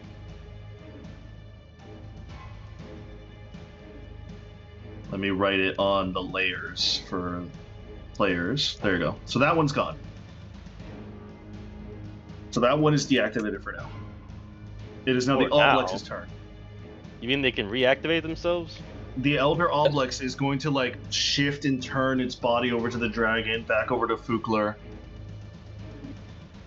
before it's going to use... You know what? It's going to use multi-attack. It's going to use its 2 pseudopods, and it's going to use its special ability afterwards. So, Fugler. Oh, God. So, 2 pseudopod oh, no. attacks. You are the tank this time. Shut the fuck up, Cedric. If I die, you gotta bring me back. So, the first pseudopod, as you hear a whipping crack motion, you see this red type of whip like coming from behind this person's body whip out at you. Does a 17 hit? Oh. I think no, it doesn't. Try again, funny man. You dodge out of the way, holding your hammer, trying to counter it. As you counter that pseudopod, you don't notice the other the crack of the whip as this one hits you for a 23. Well, you had your moment. So, you're going to take 16 points of pseudopod bludgeoning damage as it smacks you off the back of your head. Ow. After that, as you feel that weird tingling sensation, all of you guys can see behind Fugler's head as he's holding it in pain. You see what looks to be like a reddish little blob as it disappears into Fugler's head. Fugler, you feel this writhing type of headache pain as you take an additional 15 points of psychic damage. Oof. You have brain worms. You're RFK. It's going to then look over at you, Fugler, since it knows that you've taken damage in the last turn. It's going to use its final multi-attack, Eat Memories. You're within 5 feet of it. Roll me a Wisdom saving throw. Eat memories? Yes. Alright, one second. Run that down by me again. A lot just happened. So, pseudopod attack 1. Yes, 16 points of bludgeoning damage to the back of your head. As soon as that was over, you took 15 points of psychic damage for its additional effect. Now it's forcing you to make a wisdom saving throw. Wisdom saving throw? Yes. You're a wise man. You got that. 20. Dirty 20. Ooh, dirty 20. Okay. I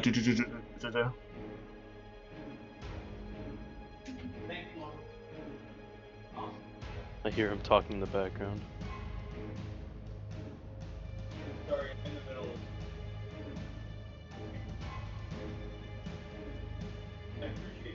I'll wait till he gets back.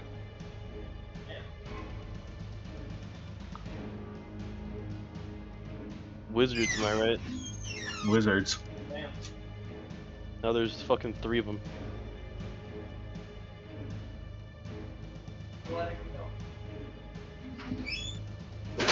I'm back. I had to talk to my mom real quick. You're fine. What's up? So- Did something happen to my brain? So Yeah, your you brain lost is your fine. memory. With a 20, you start to feel like your memories are being sifted through. Like a stranger is opening you up like a book and trying to look at your memories. And you start to like push it out. You push it out. As you just shake your head, all of you guys who can see the back of Ulu's head, that red little bead of blobbish energy pops out, hits the ground, and just scribbles away and dies. You're not too sure what it was trying to do, but you saved it and nothing happens to you. Bastard, good luck eating anything in there. I don't even know what's in there. Now that it looks Eat at the- you, Lich, do it. now that it looks at you and it sees that you saved its eat memories ability, it starts to look over at the other ones, like specifically Bayhorn and Kayasaya. It is now your turn, Fugler. It's my turn. Mm-hmm. Is it technically within range? It is within 5 feet of you, yes. Oh boy. Oh boy. Time to do all the hitting, whacking, thinging things. There we go. There's the horror music that I wanted. For some reason, I was getting an ad. Okay, let's see if I can hit it. Damn, this is a 14 hit. Okay. Hello? 14 does not hit. Mm-hmm. Sadness. Let's try again. You manage to hit the side of this giant ooze on the side, and you notice that your hammer just bounces off like gelatin. Alright, pointed side. Does a 21 hit? 21 does hit. Wow, okay. Let's start stacking things. Let's go gambling. Let's go gambling. Aw, dang it. Dang it. Alright. Since it's a wobbly, big old glopagoo, and it's having to deal with a glopagoo. dragon, is it moving? It's not moving at the current moment. It's currently just like standing there looking at the situation. The only reason why I attacked you first is because it thinks of you as its immediate threat first. Well, it's right. You killed its hand. Damn, does this lady have a vendetta against me? I mean, kind of. Oh god. Oh jeez. You pissed her off. D8. Find smite. Level 3. Which is Level gonna 3. be... So this plus 7. Ooh, 42 points of damage. Yes. Nice. All All right, that's like radiant too, right? that's a big amount of damage. Huh? What'd you say, Cedric? A lot of it's radiant too, right? A lot of it's radiant. Yes. Most of it, in fact. If you Like say all that, D8. if you say that halves my damage, I'm going to tweak. No. I was gonna say it because it doesn't have your damage. Doesn't. The radiant doesn't, at least. I think it's immune to all normal attacks, or not immune, but resistant. Yeah. I'm sad Sacred Flame doesn't scale. Right. Wish it did. I wish it scaled better. It scales a little bit, but it doesn't scale well. After you imbue this holy smite magic into your hammer, you manage to actually hit the top of the humanoid like ooze's head as it pops off. As it pops off, it's leaving nothing but just a body with no head above it. As the head gets toppled somewhere else over near Tiana, as Tiana kind of like pulls her sword out and just slashes at it. And as she slashes at it, it just dissipates into like blackish goo and it just dies before it kind of like shrivels in front of you, Fukler, and it regrows its head immediately. You're made of everything that I hate. All sorts of goop and glop. Let's see if I can hit it one more time. Does a 23 hit? 23 does hit. Wow. Round 2, Electric Boogaloo. Same shit, different hit.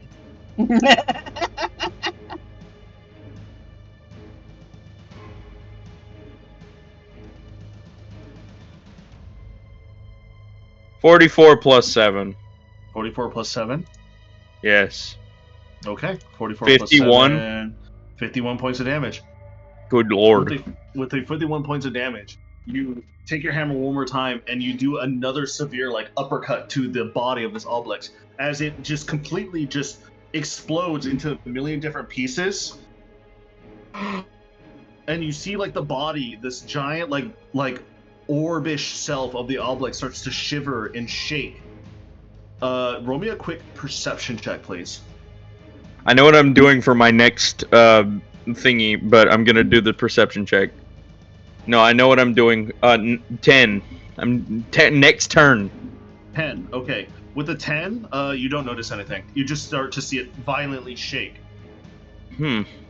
I'd back up if I were you. I still have movement, right? You do. You haven't moved. I don't like seeing this thing shake. I have 30 feet of walking, and it's not rough terrain, right? It's not rough terrain here, no. Come back to us. Yeah. I'm gonna move 25 feet away. Okay. There we go. Alright. Is that your turn? Yes. Okay. As your turn is finished, I will say the B team goes as the round started. You see Tiana not liking what's going on here. She also decides to run as well. She's going to twist her ring and she's going to stomp her feet down and cast jump on herself. And she's going to make a fantastic leap over to you guys. So she's going to make it there. You just see her as like a standing jump. She just jumps over all of you guys and land behind you guys like a superhero landing. And she just puts her shield up, like hoping nothing's gonna happen to you guys. A Spartan wall. A Spartan wall. You see Finnegan looking over at the monster, like he was about to attack, but knowing that Fugler's got it, he just turns his back and his attention over at this giant rock. He's going to try to cast Counterspell and get it at 5th level again. Damn. So eating up them 5th level spells like candy. So Finnegan rolled a d20. 14 does not make it. It was lower than his other one. You see Finnegan's water's base spell doesn't even like reach the internal systems of this rock. This greenish energy just dissipates the water around him. He just goes, shit. And let's see here. Isolde is going to rush over, and she's also going to attempt a counterspell at that one. So Isolde loses a counterspell at 5th level. And then she rolls a d20. For 3. Well, you know what she can do here. She's going to reaction. She's going to cast, can she do this? Hold on. Yeah, Silvery Bards. So she's going to re-roll it. Not much better. Oh man, all these counter rolls have been sucking. She just like, you see her like, she's trying to struggle this like arcane energy that she's putting out through her hands, but nothing's working on this thing. Before she just drops and she just like wipes her brow because it's taking a toll on her. As the B team is now done, you see this Oblex is still starting to shake violently. Kayasai, before your turn starts, as it starts to shake violently, you see it start to like goop off, like bits and pieces are starting to fall back into the portal itself, before eventually it just pops and suddenly it explodes in a giant radius around its body. Let me go ahead and put a circle out. It was right here, 30 feet. It doesn't hit you guys, thankfully. Dragon. The immediate blast of the Oubliex's dying explosion explodes everything in the radius. It's going to deal 10d10 force damage. Let's go! The dragon's resistant to it!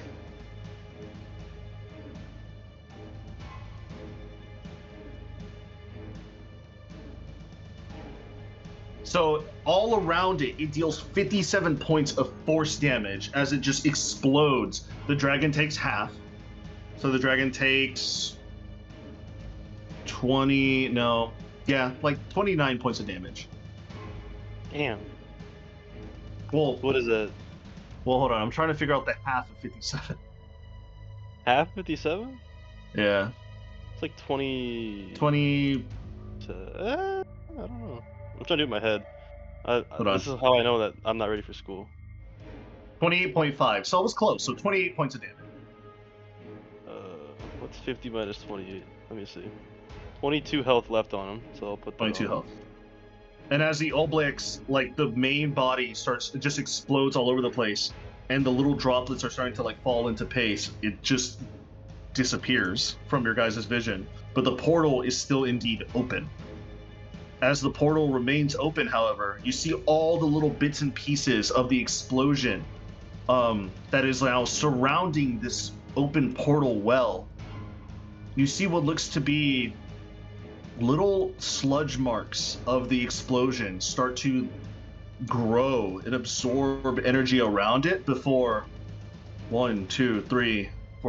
6 smaller slimes appear out of the ground, and they're all like start to like turn and look over at you. And as they turn and look over at you, you all see that you all notice that they only have like little eyeballs, and they all look straight at you guys. Oh. So Kaisai, it's your turn.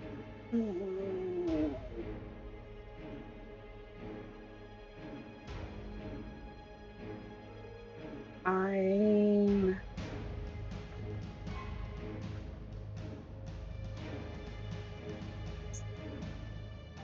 Okay.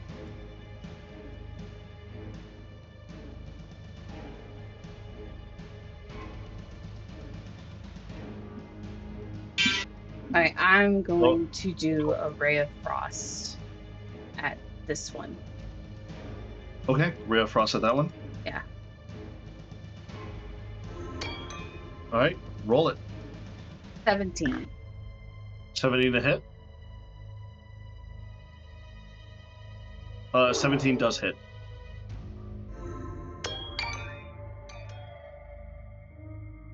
$12 frost damage, and speed is reduced by 10 feet. Speed reduced by 10? Mm-hmm. And 12 frost damage. 12 frost damage. Very nice, very nice. And I'm going to go right here. And, well, actually, here.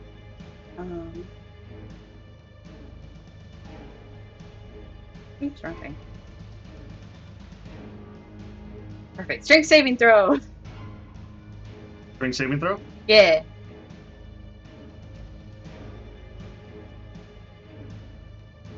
Natural 20 for a 22. Oh, fuck off. Damn. I go back. Okay, I'm right here. I end my turn. You see it shake off the ice shards around it as it just goes, as it just like shakes off its gelatin. Alright, so that's your turn, Kaisai? Yep. Alright, it's Chakna's turn. He shoots! He got a net! 28! Natty! All right. So which one? This one. Which one? That one. That one. Okay. Roll your damage.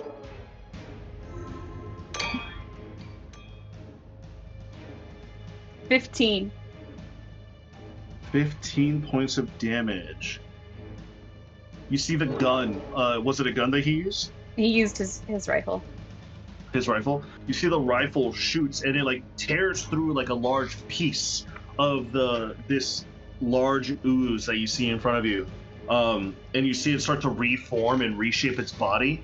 You see that this time the damage that's gone through held out more than the previous Elder Oblex did. So it seems like these little tiny versions of it aren't as resistant as the original version. He shoots again. Okay. 14. 14. 14 does not hit. Bonus action. He fires. 21.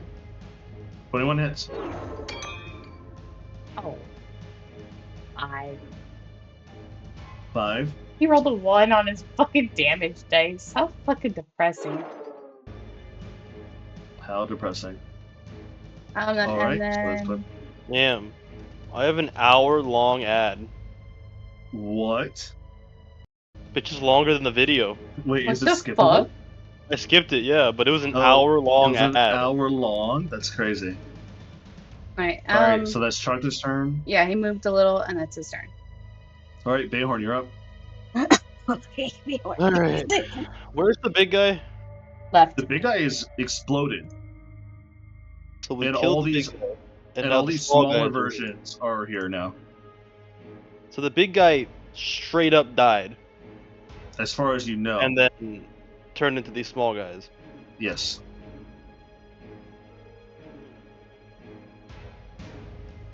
I don't think he was the big guy. I think that was definitely like an elder slime or some shit, but I don't think that was the dude we were here for. No, probably not.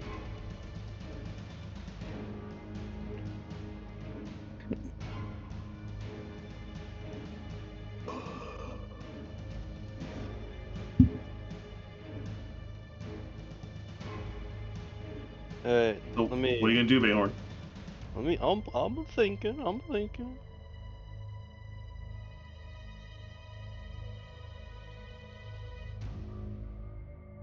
I hate how you spread them out, you asshole. You're welcome. Fuck you. Alright.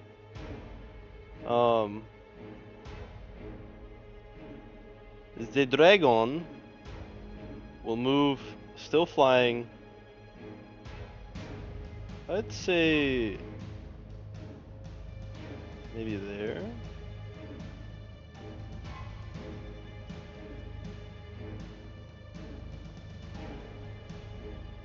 Okay. I'm cooking up. Oh man, hang on. I need to angle this just right.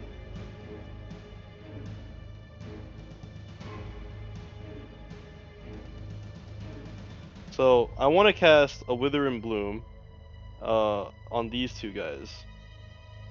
But I'm trying Okay. to figure Wither and out. blue and those two. This will still hit the dragon, right?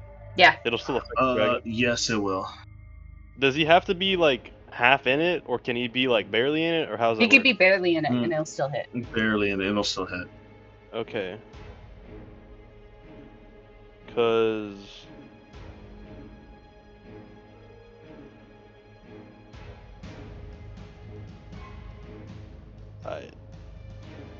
does that count for the breath weapon? That would count, yes. All right, then we'll leave it like that.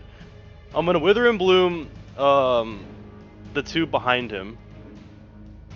So these two, and let the dragon heal. Okay. So this is the wrong character. So I need them to roll a Constitution saving throw. Both of those little dudes. Both of them? Yeah. All right. So the first one is 13. Okay. Second one is a 21. So you're one of them saves. Yeah, one of them doesn't save. Which one is it? Which one did you point at again? These two. Those two. I will say the front one did not save. The back one did save. So the one nearest to the dragon. Yes. Okay.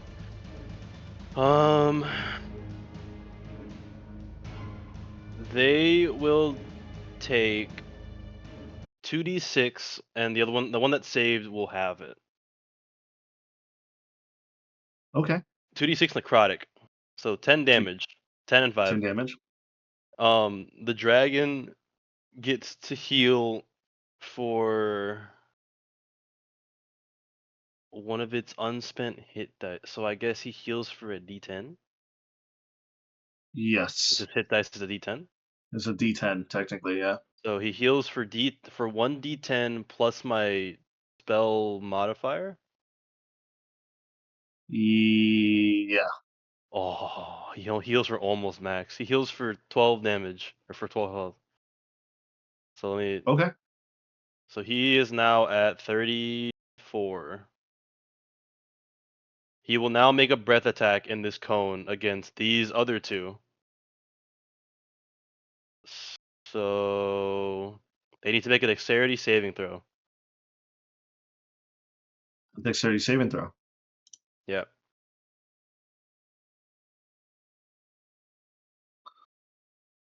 All right, dexterity saving throw.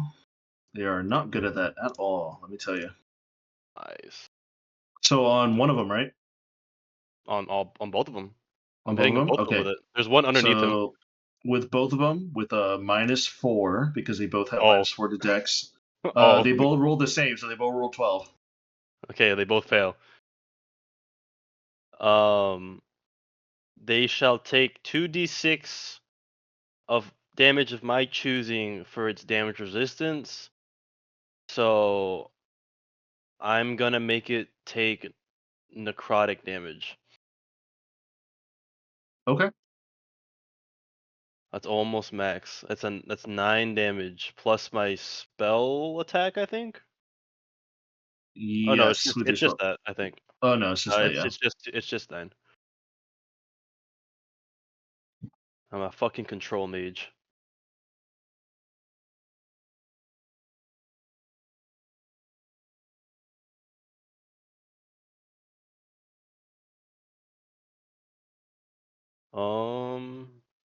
I have a bonus action too, I'm pretty sure.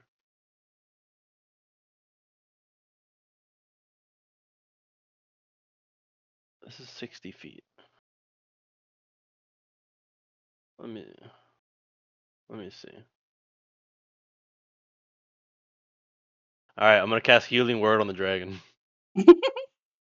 Healing word on the dragon? Yeah. All right. I'm gonna cast it at 2nd level.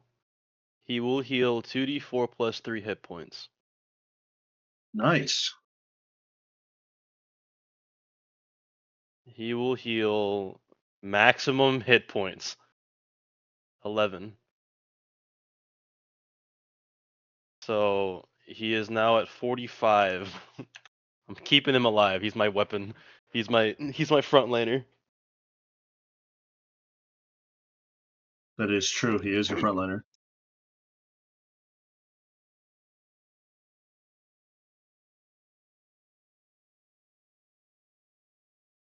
All right. And that is my turn. That is your turn. Actually, wait. I'm gonna move back a little bit more. Now it's my turn.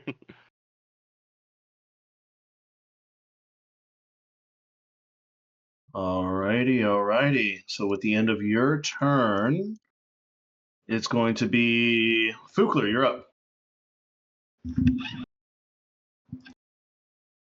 I have no idea what to do. I'm gonna be real. Throw something. Smash the little things. Just I mean, don't yeah. get brain sucked. Huh? What'd you say? Don't get brain sucked? Yeah. Mm-hmm. Your brain sucks. It's a bad time. Alright. Where's the nearest one that's still alive? Right there. Yep. Alright. What-a-dee-da-da-doo-da-da-dum.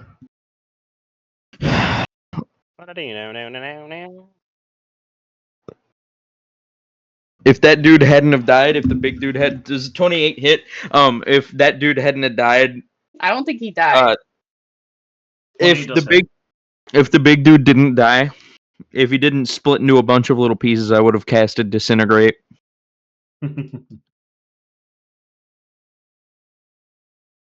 28 does hit. 28 does hit. Oh boy, oh golly gee. Oh boy, oh boy, oh boy.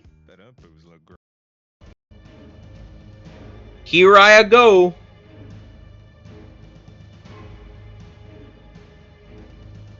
$17 plus 7, because I casted lower this time. All right. So what? 24? 24 to this little dude right here. Yep. He's not dead yet. Let me check his HP. That was exactly what you needed. You literally start rushing up with your hammer. Your hammer is swinging down, almost kind of like a golf club. You take your position, raise it up, and just swing it like a golf club. And you see the ooze just gets launched into the air and just dissipates into a million little bits and pieces as it dies in the air. Jesus. It's in a million little bits and pieces? Yes. Damn. Oh, I'm not gonna lie. Damn. Can't really get to any of the other ones, I'm gonna be real. Throw your hammer. Actually, wait a minute. Wait a minute. Hold up. Wait a minute. I'm gonna do something. I'm gonna use a new toy. I'm wanting to cast Dominate Monster. Oh my god, that reminds me. I should go throw an animal grenade out. Oh. That'd be hilarious. Tell me, Adrian, does that specific animal grenade that Shelby's so afraid of work as a functional combat ally? Yes, it would. Is it very good as a combat ally? Yeah, it would.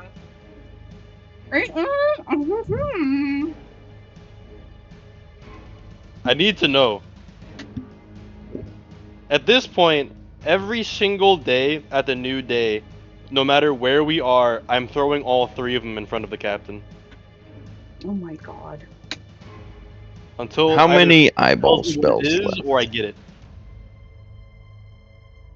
How What did many you say, eyeballs? Preston?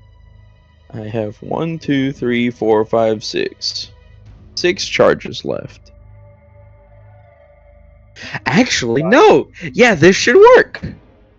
Good thing Crown of Madness is so cheap. He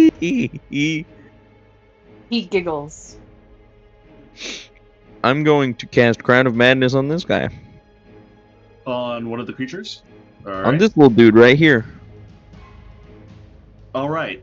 So Crown of Menace, so you throw out your Crown of Menace using your eyeballs ability. First off, I need you to roll me a percentile die. No, I know.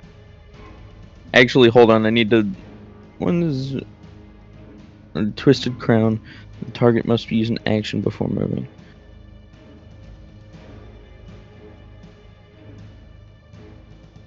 Alright. Percentile die. Whoop. Oh no. Oh no! Oh no! Uh-oh! It's time to roll silvery barbs. Silvery Barbs is a good thing, Adrian. Alright, yeah. Yeah, you roll silvery barbs. This Yeah, is do it. bad. If I don't roll Silvery Barbs, am I going to die? Yeah, I won't Are we tell gonna you. have to? Are we gonna have to kill him? Roll silvery barbs.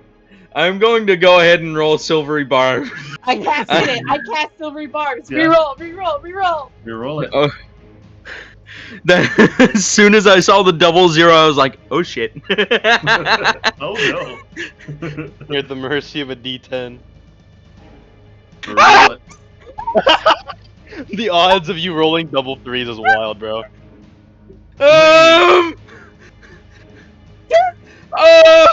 Adrian, you gotta tell us, do I have to roll silvery barbs on him? In order for us to keep our good friend, do I have to roll silvery barbs? So, as he uses Crown of Madness, you throw out your Crown of Madness over at this ooze creature. You see the crown start to formulate around the creature's head, but it suddenly just dissipates because somewhere in your deepest heart and soul, these creatures for some reason can't be charmed. But after that, you all see as he's holding his eye in place, he kind of looks over at you, and you see all these black veins pumping into his head like a heartbeat as he starts to look over at you. And the one eye starts to bulge out and starts to look everywhere frantically before it stares at you and Kayasaya, Bayhorn.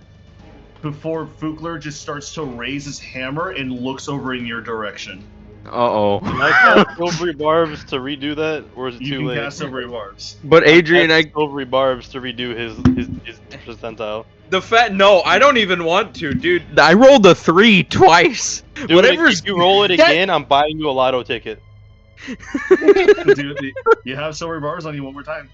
Okay. And you got advantage this time. 54. All right, we're good. We're good. We're good. Fukler, for a moment, in a moment of unbeknownst to you, one moment you're throwing out a spell, the next moment you're raising your hammer to your friends. You have no idea what happened. It's like your mind just disappeared. You're not exactly too sure. Before you hear a chuckle in your head, and you just hear,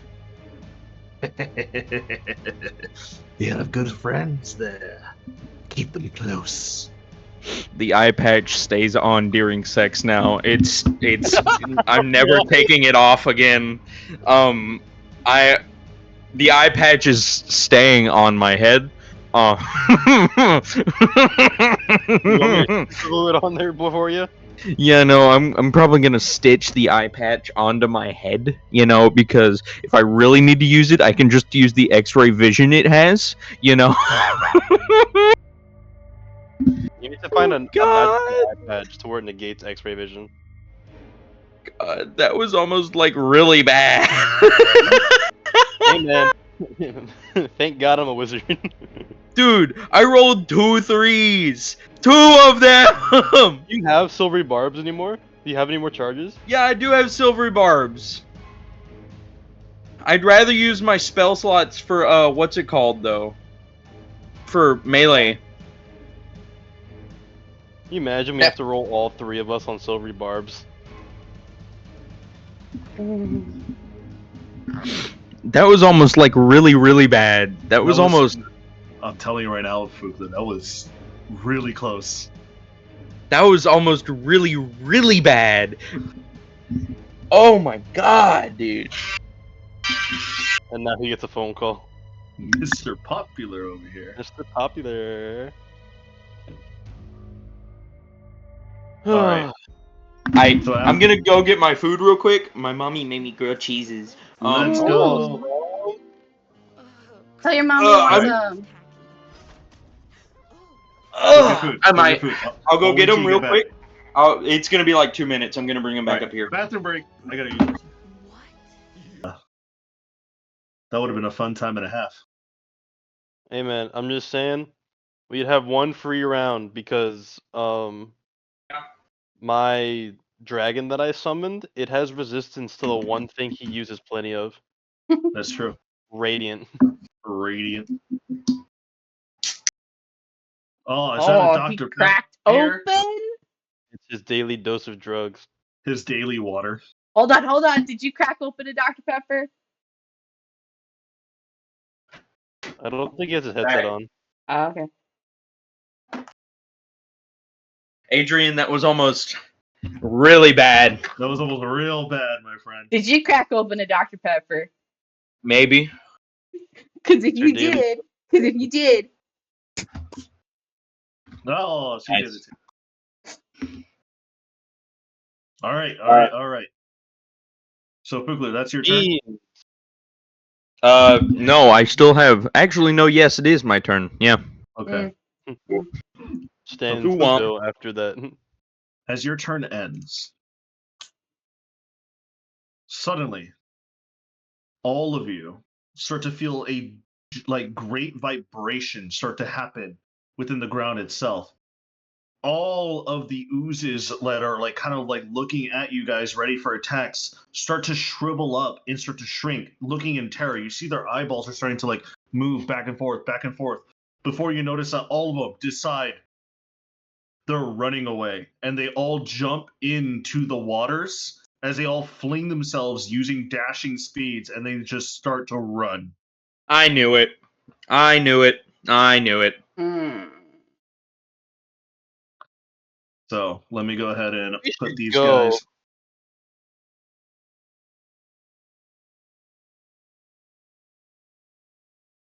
I want to recall my dragon to me.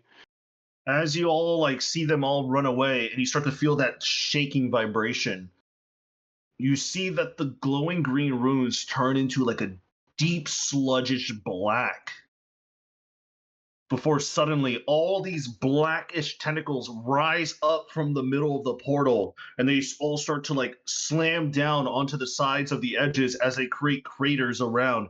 Fukler, you are the closest one to it. It smells extremely vile and putrid, whatever this thing is coming out.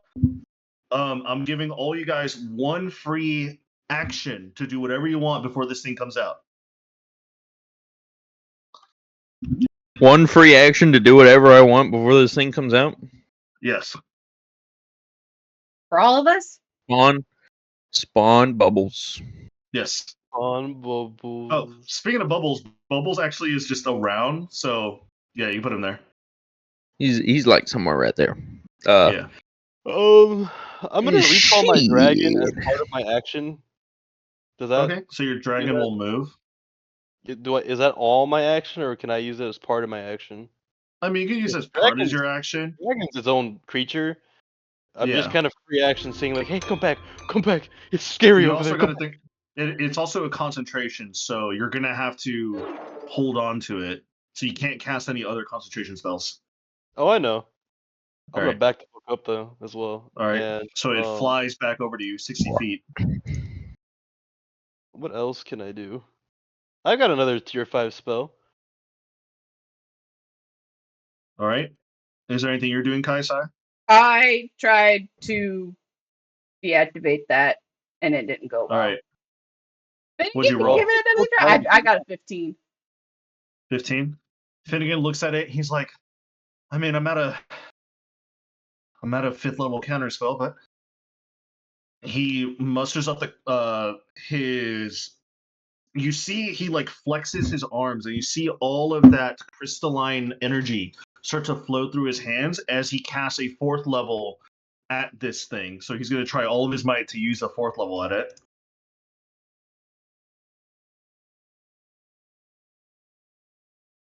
Okay.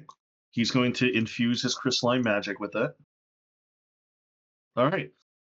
You see that this giant circle of greenish energy starts to fluctuate into blue as he's slowly changing its properties.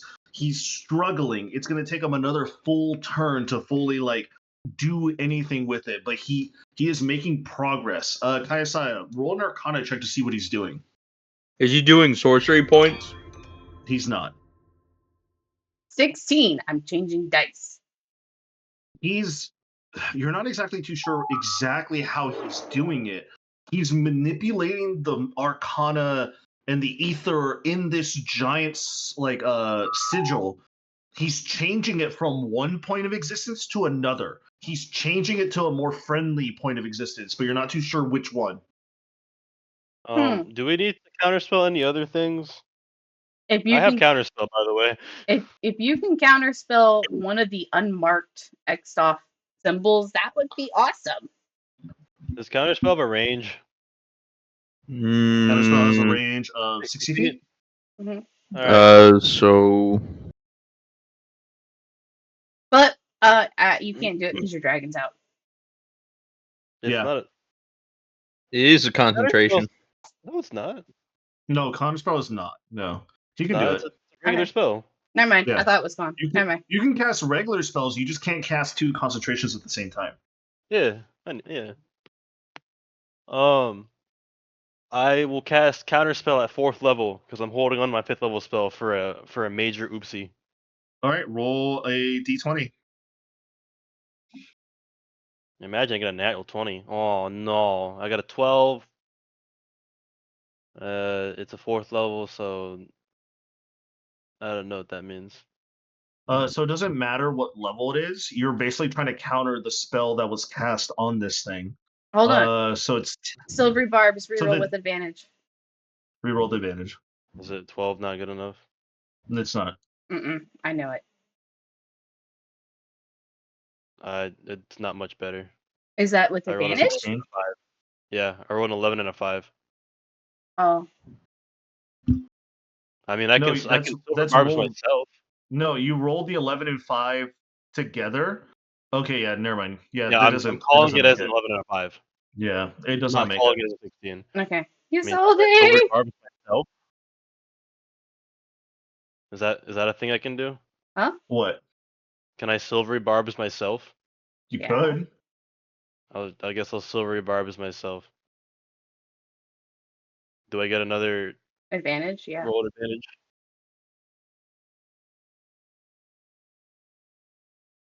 Nah, I'm gonna stop. Man.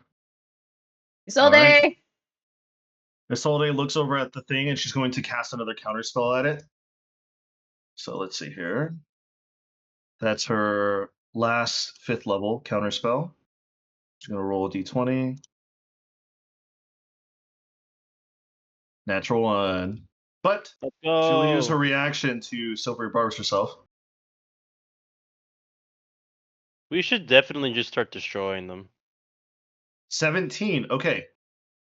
So 17 on the counterspell range works.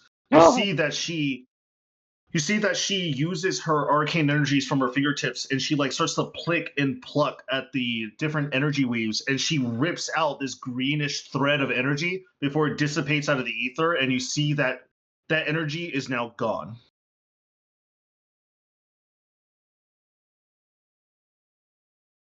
And as that one is gone, you see the rest of the energy fluctuations start to flicker a little bit more as more of the earth starts to shake. That's the portal. The portal's still there. Mm-hmm. Man, what if we just jumped in the portal? No. Hoogler, you want to Is go there for any- a ride? So I'm assuming that's everybody's actions in turn. Just for fucking shits and fucking giggles. What did you say, Cedric? You want to go for a ride? You want to jump into the portal? 27. No. Hold on. You want to go fuck around and find out? 27, and I'm gonna use my last one. I mean, I've already seen what's on the other side, so I feel justified as the same as a singular person being able to say no. You sure you don't want to? Trying to Yeah, get no. 30 Arcana to shut out that one that he's at. Chocolate takes. Yeah, go ahead, Fugler. Maybe I will be Doom Guy and go into the portal full of full of hell and misery. Hey man, you have a Healy wizard. I'll go with you. I'll do it if you do it. You can't just shoot a hole through the surface of Mars. Fucking watch me. I just love the sirens afterwards where it's like the Slayer has the BFG. I repeat, the Slayer has the BFG. This is a level 9 alert. The Slayer has the BFG. Evacuate the facility. The It's so Slayer good. has the BFG. 9000. It's crazy how they still call it the BFG. Oh no, yeah, no. It has some technical name for BFG. Yeah. Like I forget what it is. It's really cool though what they did Look, with it. man, all I know it is the big fucking gun. Yeah, no, that's what it usually is. Yeah. Alright, so Man, the Chakna BF with the sword is 30. a big fucking sword. Yeah. With Chakna's 30 to Arcana with all the help that he's gotten, you see him like press down his his gauntlet fist onto the arcane marking, and you see a bolt of electricity coming from his gauntlet just shoot into the marking. It's kind of like a surgical precision of like shooting like some sort of electricity into a person's heart to restart it. He stops the current of energy coming from that portal sigil, as all the sigils that are still active are now like pulsating. The tether between these two realms is now weakening. However, you're not in time, as now this giant black and grotesque feature starts to wander itself out and comes out of this well.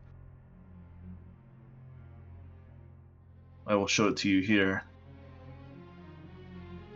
Oh. This giant black inky sludge of ooze with 3 bulbous reddish eyes just start to look at all of you. Telepathically, it starts to speak to all of you. It just goes, "The Whispered One, the all-seeing eye, I sense you," as it looks over at you, Fugler. I'm gonna take back what you stolen from me, and it's going to rush you. No.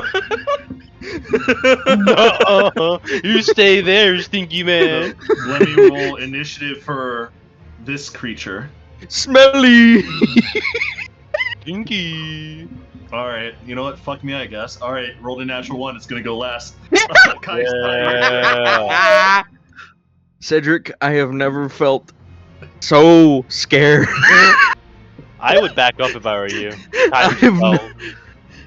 Please, saying, bro. for the love of God. Fugler, when you heard it say telepathically in your head, the Whispered One, give me back what's stolen, you sense a strong sense of urgency coming from your eyeball. I would back up, friend. You hear are now Vecna in my head. president. Fuck. Oh. Preston. All right, pass out. You're up. You are no longer the tank. You are now the VIP. We must protect you. I'm going to die. Get down, Mr. President! I swear to God, if I have to dash action to you and then thunder step you back out. Oh my God, dude. You don't have your double dash action anymore. I forgot. Oh, that's right. You're out. Yeah, you don't. You'd have to work with me here. You have to come to me. Don't you have 40 feet of movement speed, though? Yeah. So Yeah, before so you any should be able to turns make it. actually start, I need all of you to roll me religion checks. Do I get this automatically? You know what, Fugler, you do. 25. You do. Do I get this Vayne also automatically? My limited, no brain 23. knowledge. So, those who rolled over a 20, which is all of you, see this creature with his mighty tendrils, his black inky ooze, and his 3 giant red eyes. All of you have been to schooling at one point. All of you have studied some sort of history of all types of religions and all types of regions of hell and the abyss itself. You're not too sure if this is exactly the creature, but it seems like the creature in front of you is known as Jubliex. Who? The Demon Lord, the Faceless, the Father of Slime, he who slithers, the Lord of Nothing. Yeah, no, this tracks. This is the sure guy. If this is actually him or his avatar, but nonetheless, all of you feel a sense of dread coming from it. I need Captain, this is the guy that the shard was telling us about. Please get rid of it. Please get rid of it as well. I will rush in front of Tiana. I'm going to cast. Oh fuck. Does anybody have banishment? No, I fucking missed. That fucking sucks. Make a strength saving throw. Strength saving throw? Yeah.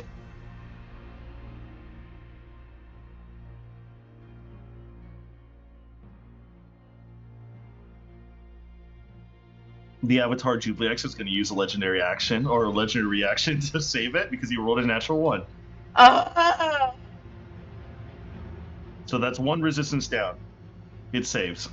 It saves. That's okay. I failed my Witch Bolt. I know 100% a 14 does not hit. 14 does not hit. Yeah. I use my movement. That's my turn. All right. It's Chogna's turn. Who's drawing? Who? Me. He's getting panicked. Cedric, I think I might die.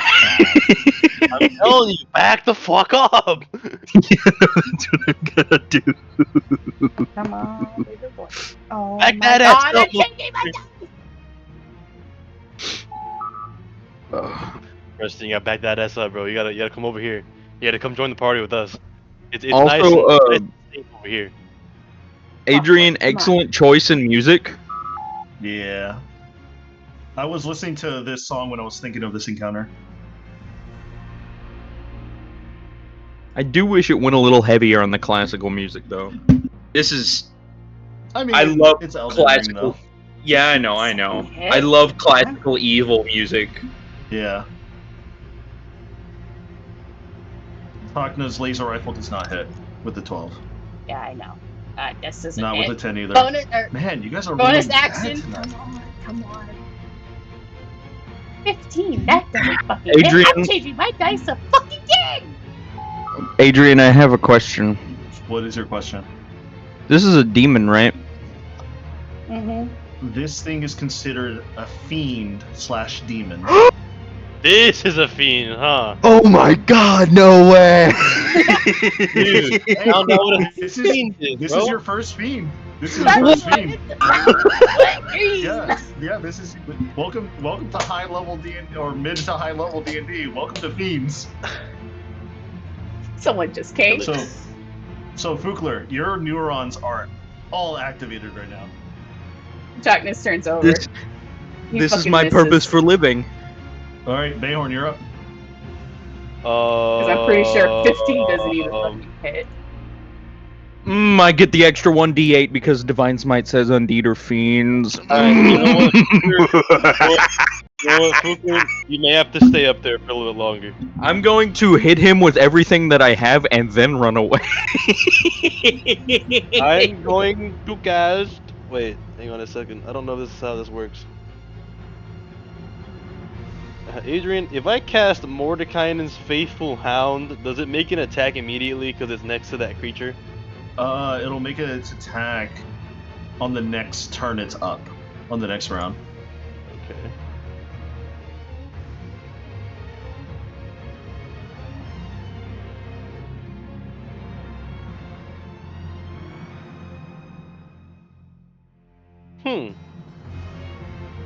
You're not hurt, are you, Preston?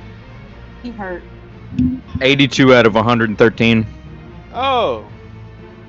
Oh, really? That's my current health. Are you going to, like, cast Disintegrate or Fire? You're going to cast Fire. Oh my god. He's from hell. Just give me a second. He's from the Abyss in hell. You're going to cast Fireball with me in it. He smells strongly of sulfur as well. Roll a con. Why do I need to roll a con? Not you. You do know because he's 26. a fiend, if it's fire, it ain't gonna.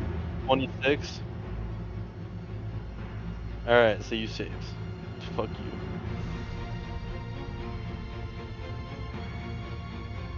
Oh, you take nothing anyway. Have that. 1 point. Just So 1 point. One Does it have point. resistance to necrotic damage? If it does, then just don't take damage. Funny enough, it doesn't. Funny enough. It doesn't take for necrotic damage? Who'd have guessed? It looks like necrotic slime. No, it doesn't have resistance to necrotic. It takes necrotic. What? That's kind of funny, bro. Alright, Perfect. Preston, roll a hit. The slime that dissolves and makes everything rot doesn't have necrotic damage. Don't look at me. Look at the character page, alright? Oh, that's funny. Preston. Roll a hit die and add 3. Roll a hit die and add 3. Yeah. If you want to stay up there, I'm gonna get you healthier. You do care. Yeah, man. I have to do Alright, the right I'm class gonna roll. here. Alright, so my hit dice already have a +3 to them, so it's gonna be +6. Yay! It's gonna be a D10. Yes, sir. Wow, 9 health. Yeah, that's okay. That's alright. Could be better, could be worse. I mean, it's 91 health now. You can face it. Definitely helped. Alright, Bayhorn, is that your turn? Oh, dragon. Dragon! Dragon. I'm scared to put the dragon up there. Get him up there! You could bring him back another day. You can bring him back. I die forever. No, I know that. But, like, I feel like having as many summons as I can is very beneficial to this. Throw animal grenades then! Stop being a pussy like I am in Terraria and actually fight. Don't be a Terraria summoner. Be Alright, roll a dexterity saving throw. Dexterity saving throw? Yeah. This is considered a spell, right? That you're throwing out? Did an attack. An attack? Okay. This is an attack, brother. So he does not get advantage on this then. Huh? 17. Run that back.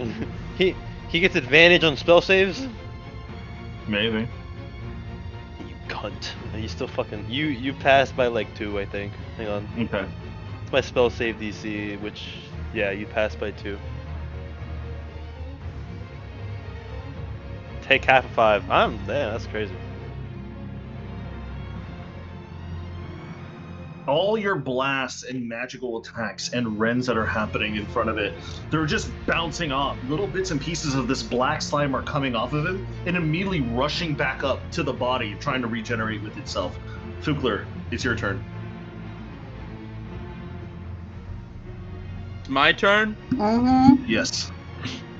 At the start of your turn, Fukler, you sense like a great urge and like a great fight or flight response coming from your eyeball. What are you gonna do? Great fight or flight response coming from the eyeball of Vecna? Dude, Yes. this is...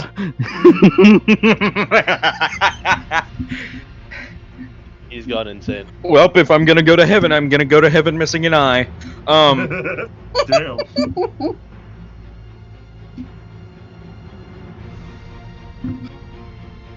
We're gonna do a same old Washmaroo. Let's measure this. No, that's 5 feet. Let's go. Is he like an extra large creature? He is Probably considered a extra huge large. Jesus Christ. He's considered a huge fiend. A huge fiend. Yeah. He is bigger than the projected dragon next to you.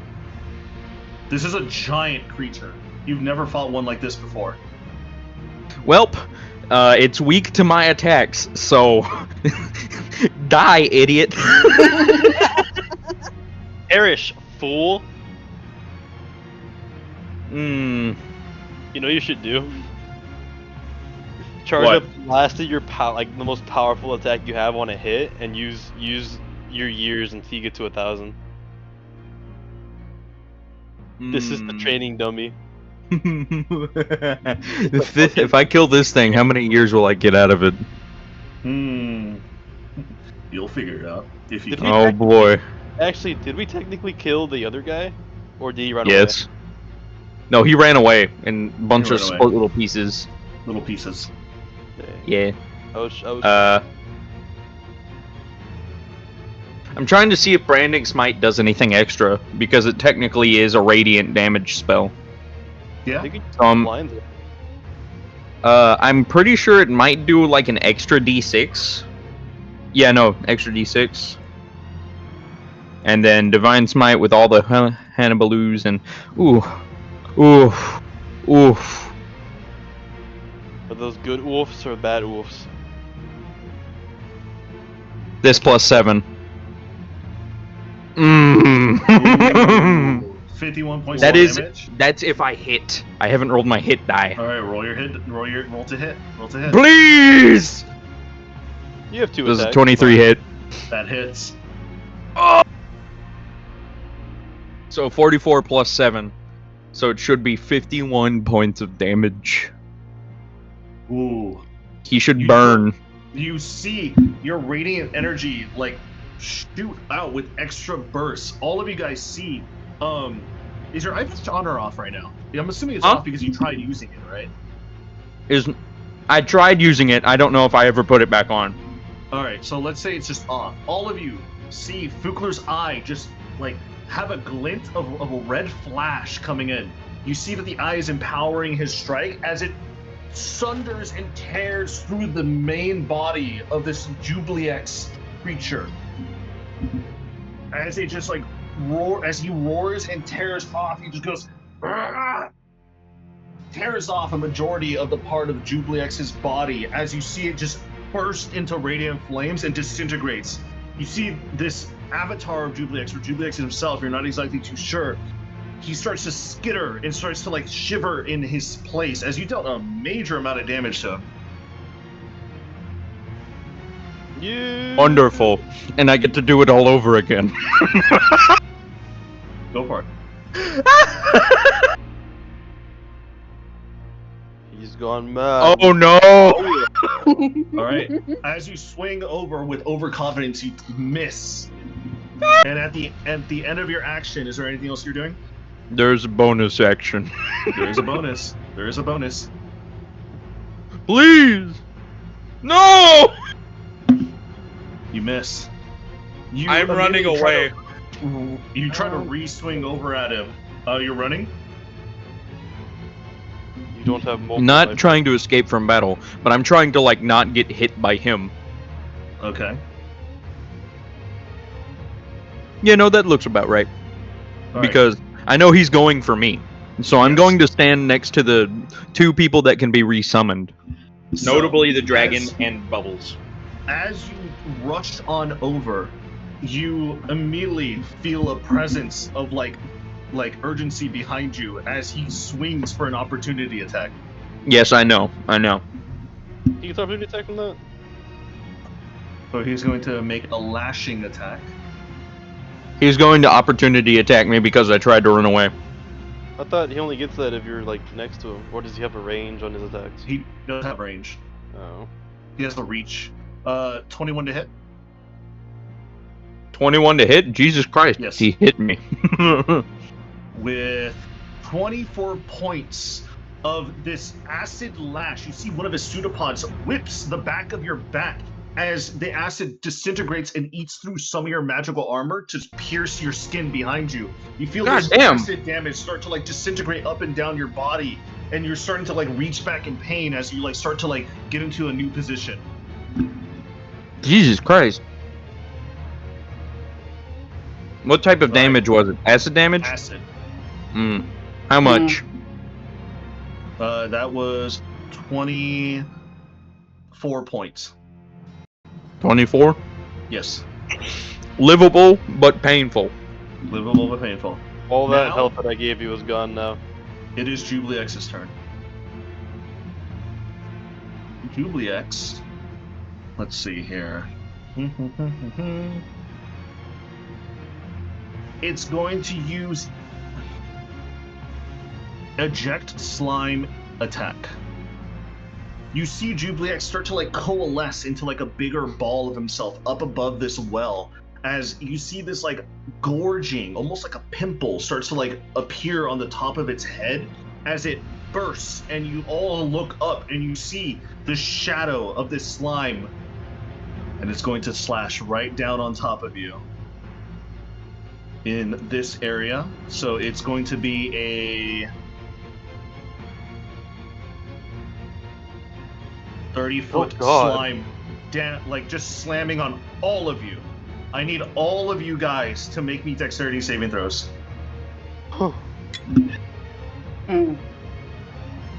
Please.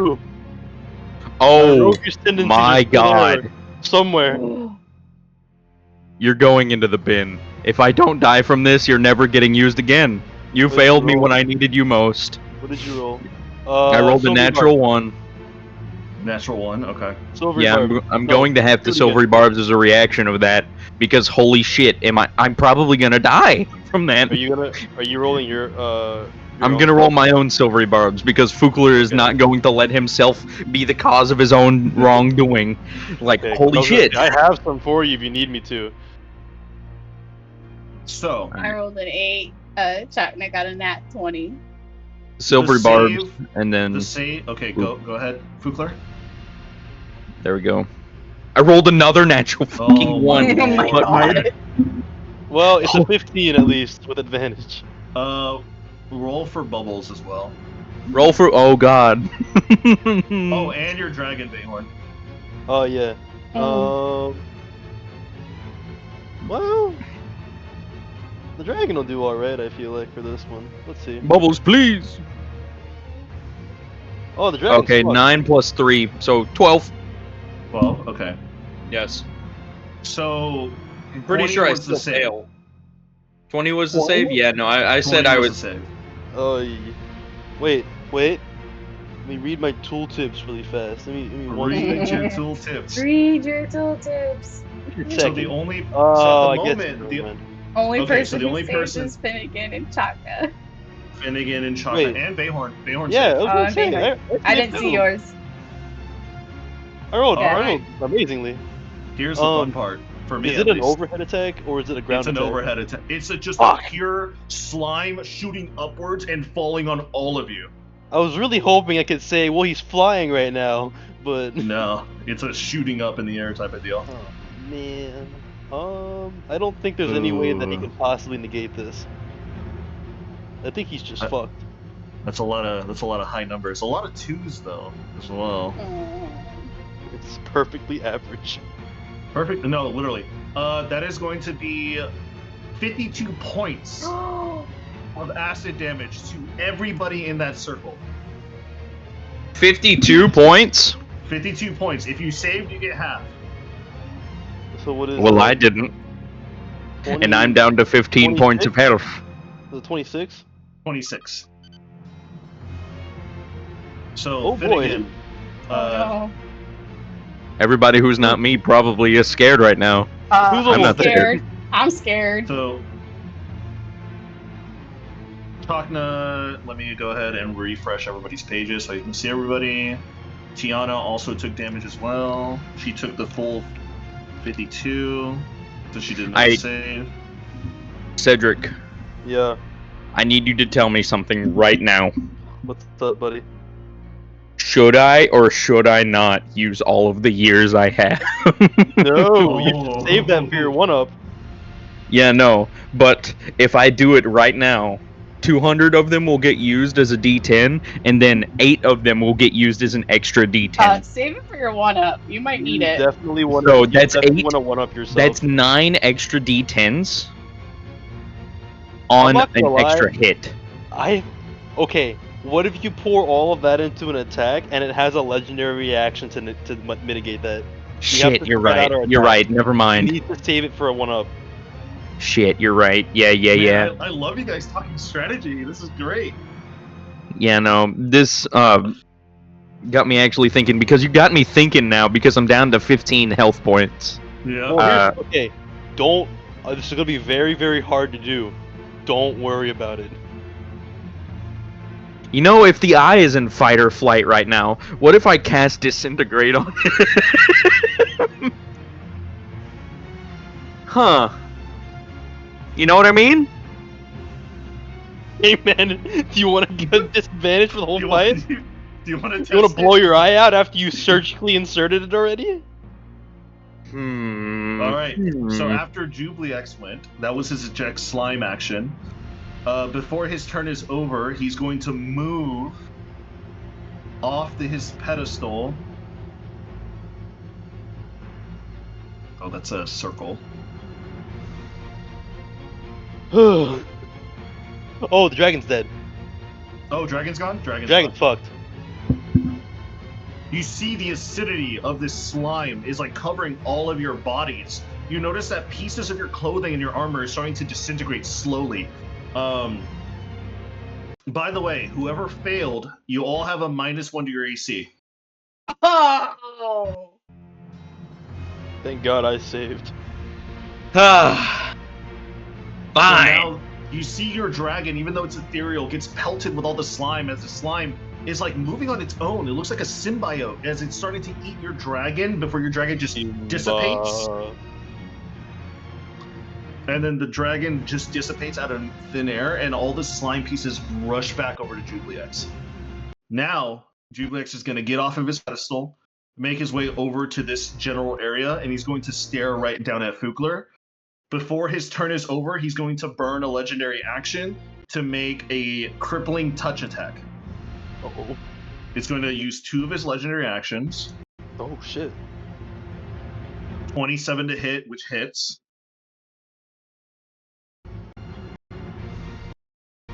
Fukler. Huh. This pseudopod of like bright, like greenish energy rushes on over to you, and it touches the middle of your chest before you feel a compounding poison-like action. You're going to take 20 poison damage. I am dead. You're not dead, you're knocked out. As you feel that blast of poison energy hits you, you kind of just start to like stumble back a little bit, and you just fall to your back. Also, Bubbles is now gone because Bubbles took that damage as well. I am on death saves. So you were on death saves. If anybody like Chakna or anybody with healing actions would like to help me, it would be much obliged. Before my turn comes around, because I would love to beat the shit out of this guy. All right, Kaisai, it's your turn. How big is this creature? Huge. He's like 20 feet tall.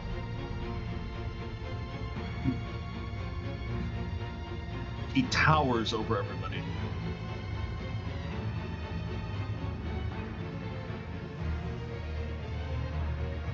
How wide is he?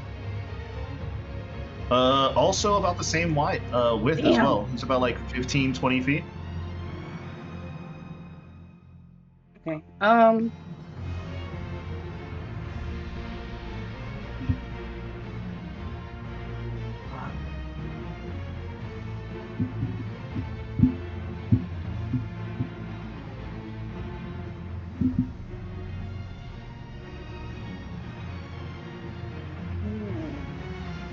Okay, make a Constitution saving throw. Make a con? Yeah, make a con. Right. Oh, man.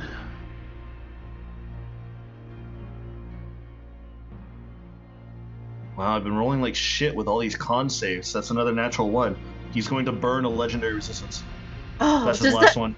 Does that counteract my spell completely? Because I'm using Wither and Bloom. He succeeds, so he takes half. Does that mean I not heal? You can heal. You heal. Okay. It's just not as much. Takes less damage. Okay, because I did it at 3rd level, so it's 2 hit dice for Fukler. Okay. Fukler, immediately you feel your heart beat once again as you were starting to fade into nothingness, and you shoot back up at 2 HP. I didn't hear no bell. It's not 2 HP, it's 2 hit dice. Roll 2 hit dice. Yeah, Sorry, Wither so and roll your Bloom hit isn't dice. healing points, it's you roll hit dice. I apologize. Oh, baby. We back. You didn't hear no bell. 21 HP. Hey. I rolled a natural 10 on 1. Let's go. Okay. I don't hear no bell. Come at me, coward. I will then bonus action teleport away. So no opportunity attack. Nah. And then I will move right here. Okay, that will be the end of my turn.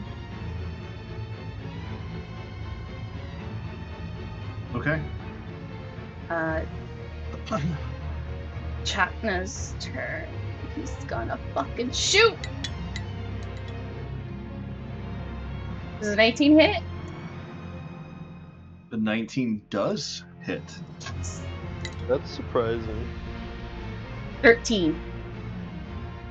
13 points. All right. Second shot. Damn. That misses. Doesn't hit. Third shot. He has 3 shots. Bonus action.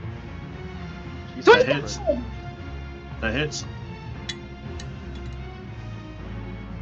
9. 9. And then he's gonna.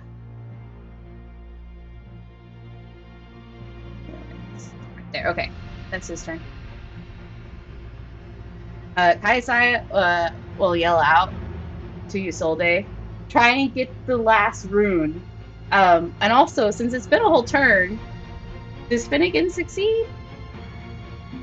Finnegan, at the top of the turn, now that it's past all this combat, you see Finnegan is like starting to push more and more. That last sigil that was broken from Isolde weakened the rest, as you've also noticed, Kaisai, in the midst of battle, with each sigil that was broken, the other sigils start to get easier to break. You see Finnegan starts to like culminate his water energy, and he blasts it into this rock, turning the rock from a ghoulish green into a clear-ish blue-like energy. As it fully culminates into blue, you guys both see the well behind you start to flicker between the two different colors of green and blue. You see Jubliex looking at all of you. Damn you. You homunculus. And he's pointing right over at you, Fukler. I'm gonna be real, dude. You're the one who looks like a homunculus here. I actually look like I'm put together. You are an amorphous blob of goop. Together by the Whispered One, yes. Yeah. You are. Oh, thank you. I know I am looking rather well today, aren't I? All right. So at the end of this round, the full closure of this rift will most likely take place. So, Bayhorn, is there anything you wish to do? Are you going to protect Finnegan, or are you going to attack this creature? What are you going to do? Would you like to protect me? That would be awesome. Heals would be lovely. Oh, we still need heals? Yeah, I'm at 20 We health. still need a Oh no, heal? I'm at 20 health. You could also, at this point, I would say, since the combat's about to end, you can call in someone from the B team. Except for Finnegan. Finnegan is currently concentrating. Alright, tell me this now. Who has the best source of widespread healing magic? Widespread? It'd be...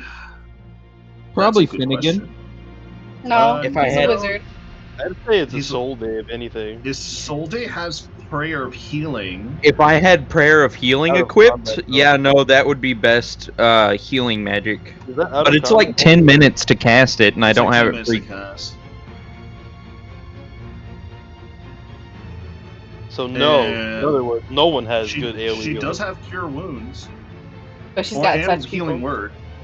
So no one has good widespread healing, is No. what I'm hearing. No. You know, we don't have a cleric. You know, if you wanted to go into that class instead of wizard, I would have encouraged you. You know what? I am about to make you eat your fucking words. I cast Mass Healing Word at 4th level. Let's Mass go. healing? God damn. So all of you watch as Banghorn. Banghorn, how do you do Mass Cure Wounds? Or it's mass Oh. healing word, isn't it?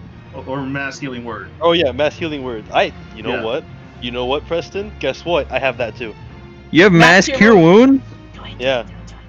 No, Mass that's a cure 5th level wounds spell. heals more than mass healing word. I hope you know that. No, it's a 5th level spell. It's a 5th level spell. Oh, shame. Mm-hmm. Everybody gets friendly electrocuted. I hold out my arms in a Jesus Christ. Jesus Christ circle and is fucking wild. A shockwave of like pure blue electricity pierces everybody and heals. All He's right, Jesus you Palpatine. you push your hands out from your sides, giving like almost everybody like a big air hug as electricity spews from your hands into all of your friendly companions around you, as everybody gets like a weird shock of electricity that heals you from the inside. So roll your healing dice. 8. Alright, everybody gets to heal 8. Everybody I get to heal within 8. everybody within 60 feet, up to 6 people. So I guess what? Kayasaya, Fugler, Chakna, Everybody, Yana. Yeah, I think everybody gets to heal. everybody. There's only like 5 of us. Isolde doesn't That's- need any heals. She's I'm good. gonna be real, Cedric. You healing me for 8 is like taking my pinky toe and popping its joint back. I appreciate the sentiment. What do you want me to do? I'm a sub healer. I know. I appreciate the sentiment. Thanks, buddy. I feel better now. I don't like a strawberry. You know what? You know what? I just all It's of at the my very end of the strawberry. all of my lay on hands is for me. Oh shit! Wait, I get to heal too. Yeah, you do. I forgot about myself. Why'd the music turn off? Because you paused. I don't know. probably. There we go. Keep watching. There we go. All right, Bayhorn, is that your turn? I get. That was. Wait, is that an action or a bonus action? That was an action. That's No, a bonus it's a action. bonus Oh action. my You god! have It's an a bonus action. Wait a second. Yeah. Adrian, you sound so defeated with Yeah. that. No, Yeah. it's great. I love it. I love it. I want you to kill You more know what? monsters. I am the healer. I cast mass cure wounds at 5th level. I'm burning my last one.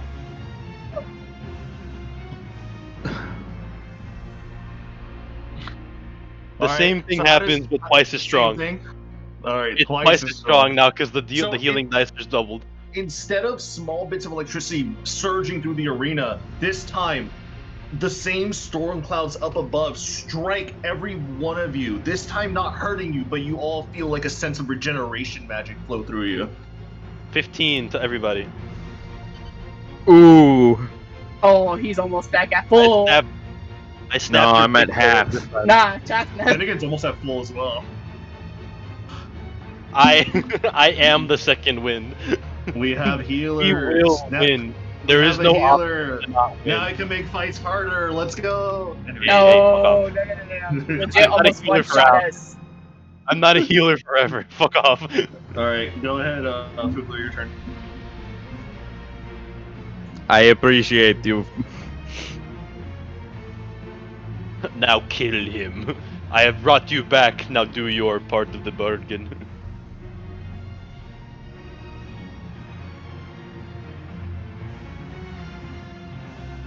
Bayhorn just Man, I died today. That's awesome. You didn't die. You didn't die.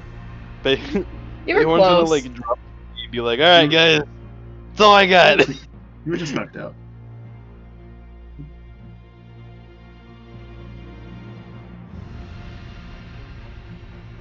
Hello? Hello. Hello. Alright, whose turn is it? Yours. Yours. Me? Me? Oh my gosh. Fuck him up. I kind of want to use disintegrate. Time to. It Huh? honestly is. It's probably like the best time to do it.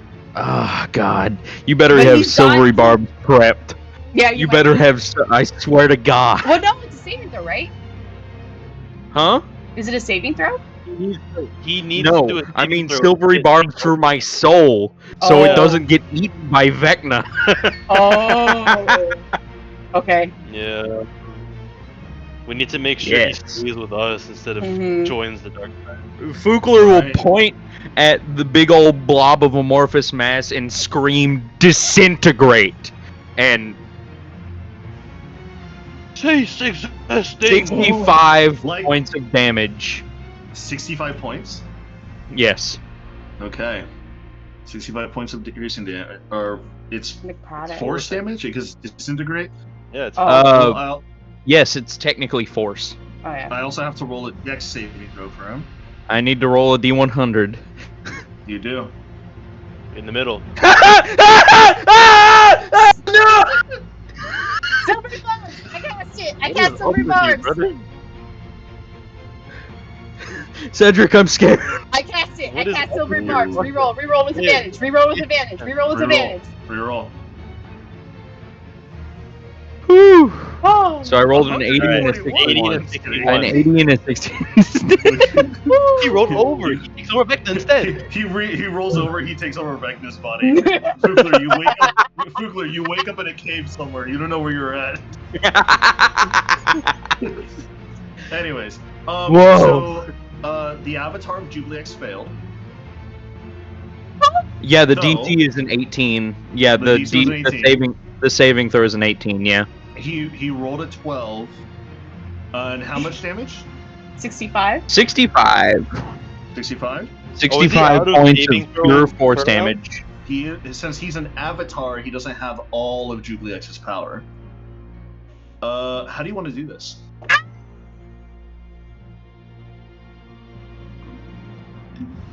I want to point like I said, I want to point my finger at him and scream, "Disintegrate!"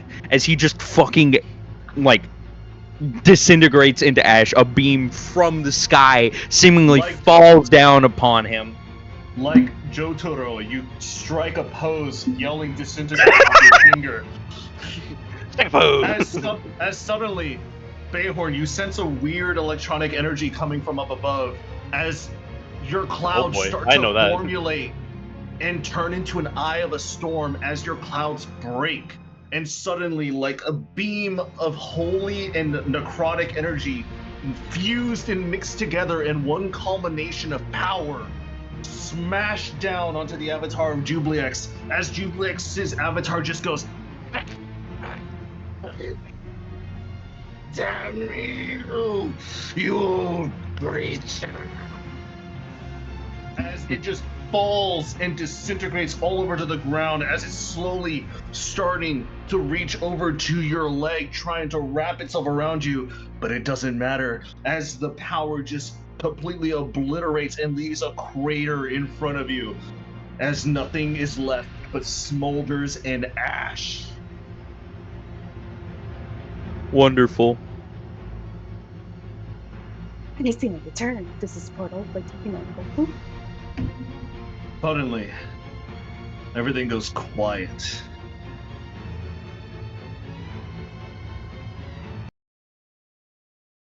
YouTube is unavailable for this. Jesus Christ. All right, hold on. Let's go. Only I can change. Hold on, For the swamp sound. I'm hosting. Oh, damn. I had to switch it over. Oh, look, an ad. Wow, how wonderful. I can't skip this ad. Fugler. Oh, okay. As your pose is struck and you see this creature is disintegrated, this avatar of Jubilex, not his full power, but close. You manage to strike down with a disintegration beam from above. You just hear a telekinetic voice in your head just saying,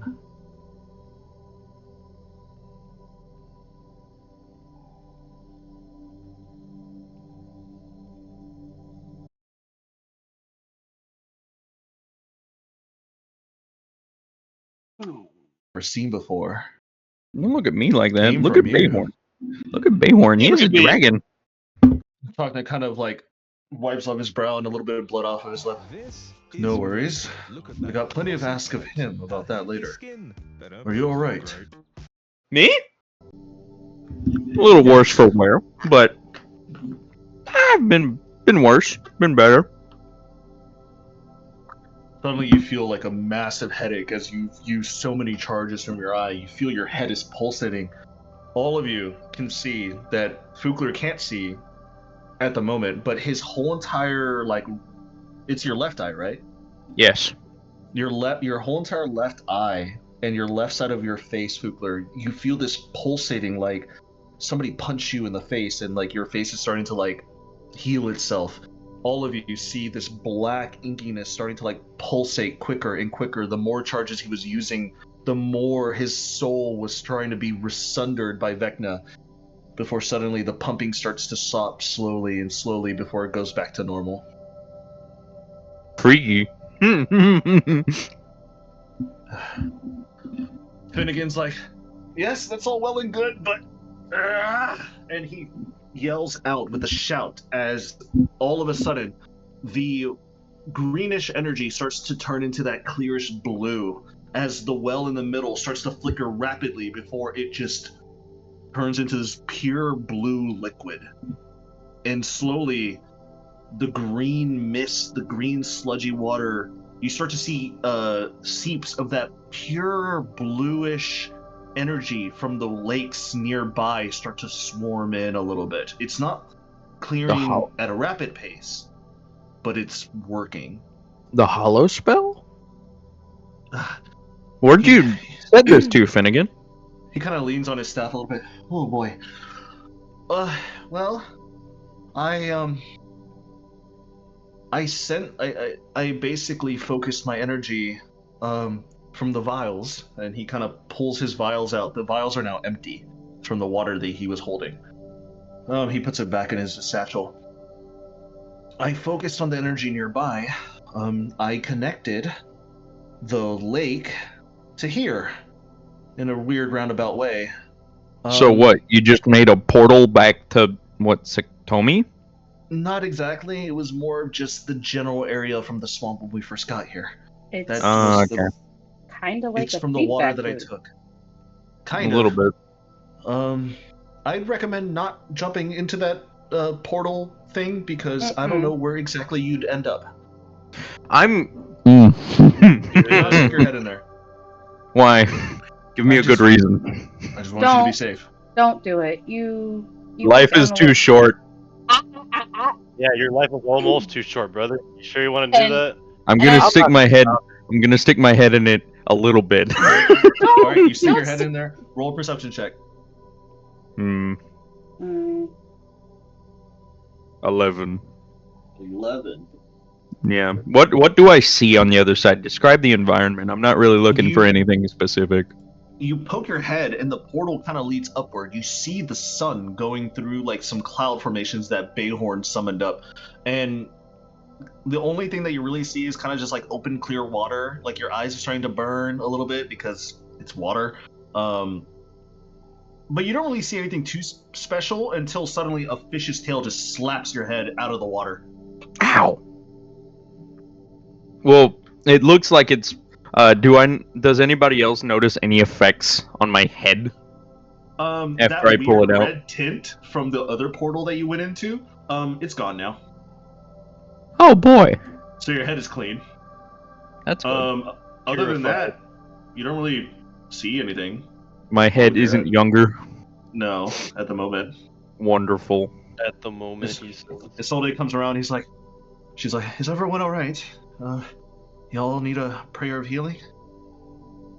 The Fugler will proceed to dump 2/3 of his lay on hands into himself. Nah, I'm fine. Never been better. Wow. I mean, if you want to take a short rest, sure. While we sit here. Oh, that was... What the hell was that thing? Jubilee-X.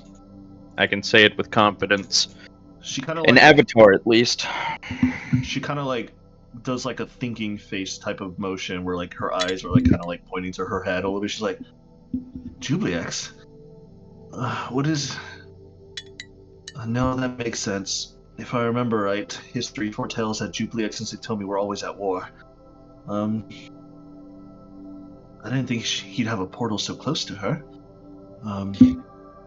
Maybe he managed to sneak up on her. Maybe.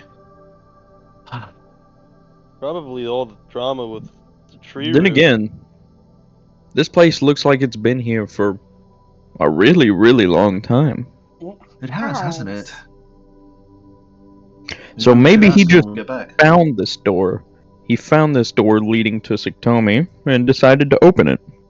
Possibly. I don't like that thought. I didn't think we would be facing the avatar of Jubliex. I thought we were going to be taking down someone else. I thought I as forgot to well. mention it. Although I here's the forgot thing, to mention that. I am a betting woman. We all heard him, right? About you? About how you were a homunculus? Something created by the Whispered One? Look, that's a really complicated subject. I wasn't created by him, more like augmented. I mean, I don't mean no offense. You're still my friend, but it seems like whatever you did with that eyeball sent out a signal to him and he was nearby. Nearby is something I don't want to ever hear you say again. Look, I'm just saying how it is, Fukler. It probably did tell him where I am. However, I don't think he's nearby, more just always nearby. And Fukler will tap the side of his head. Well, I mean, no. it is technically his eye, so he's probably been watching us, and I need to put this back on, and Fukler will start wrapping the eye patch back around his head and put it on his left eye. She continues a little bit. That's one part, sure, but I was referring to Jubliex himself. He said something about how the Whispered One stole something from him? And that's why he was angry at you? Because you are a part of him, kind of. Technically, yeah. Yeah. Fuck with a lot of people. You get the same DNA, but you ain't the same person. I'm a bit more a part of him than most people.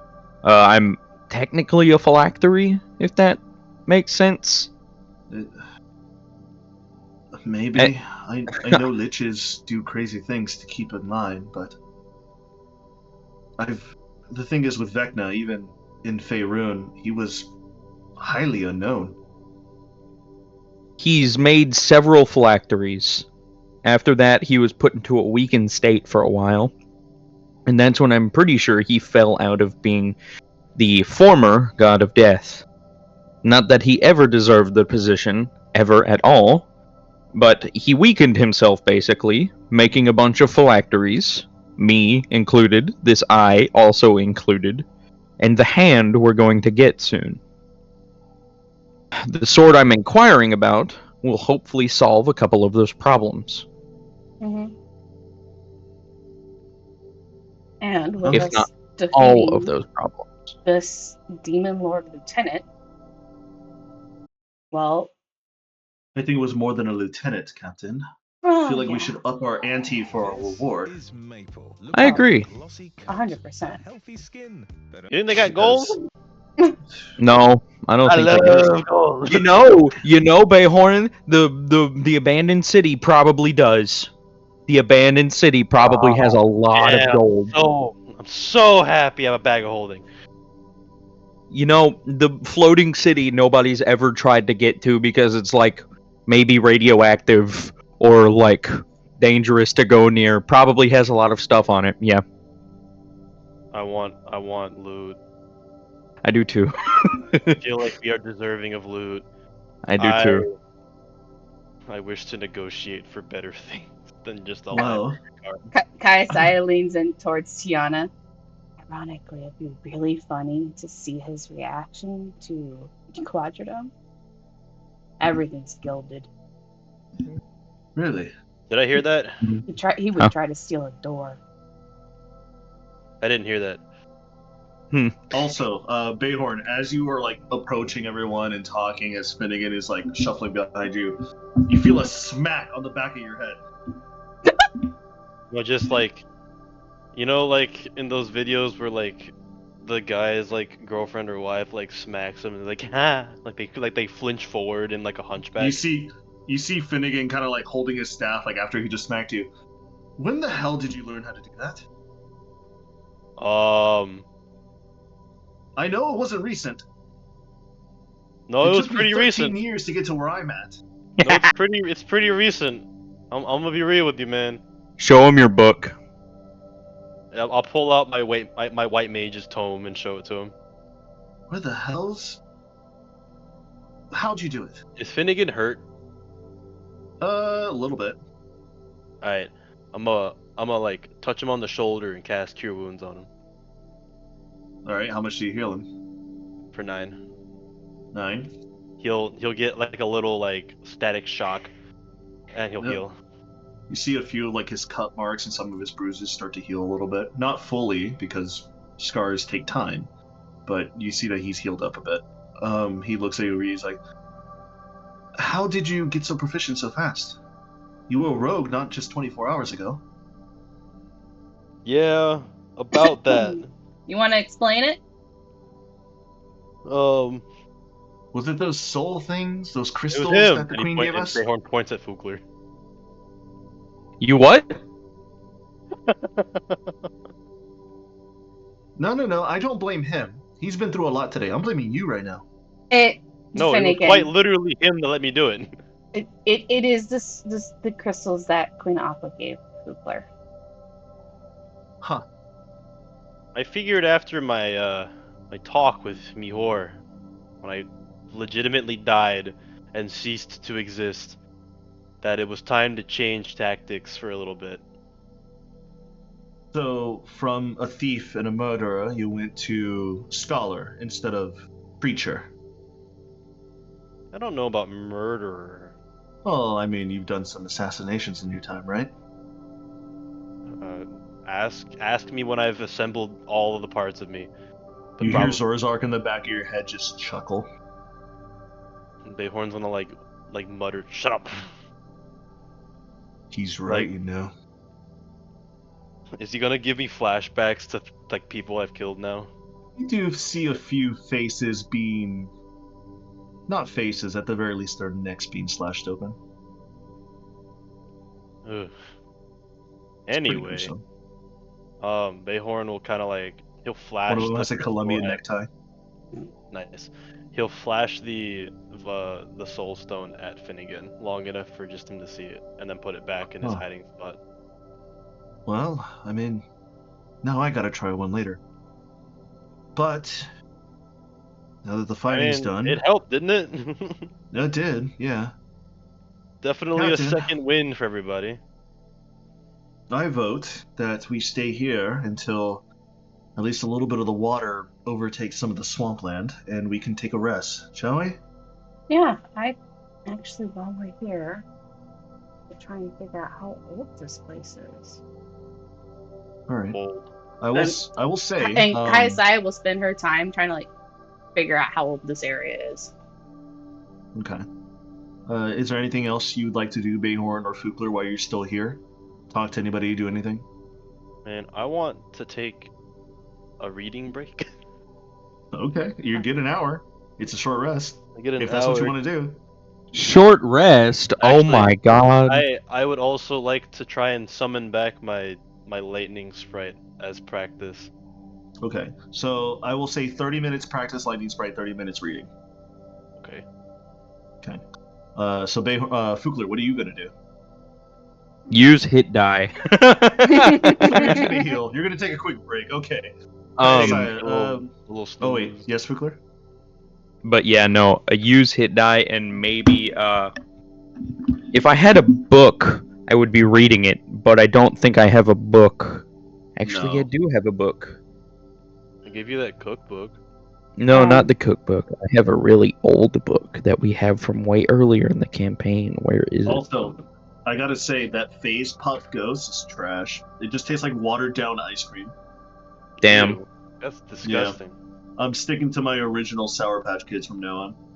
Yeah. Alright, so where is it? Artifacts of Power. Oh yeah. Old book. Old. This much heal. Yay. Damn.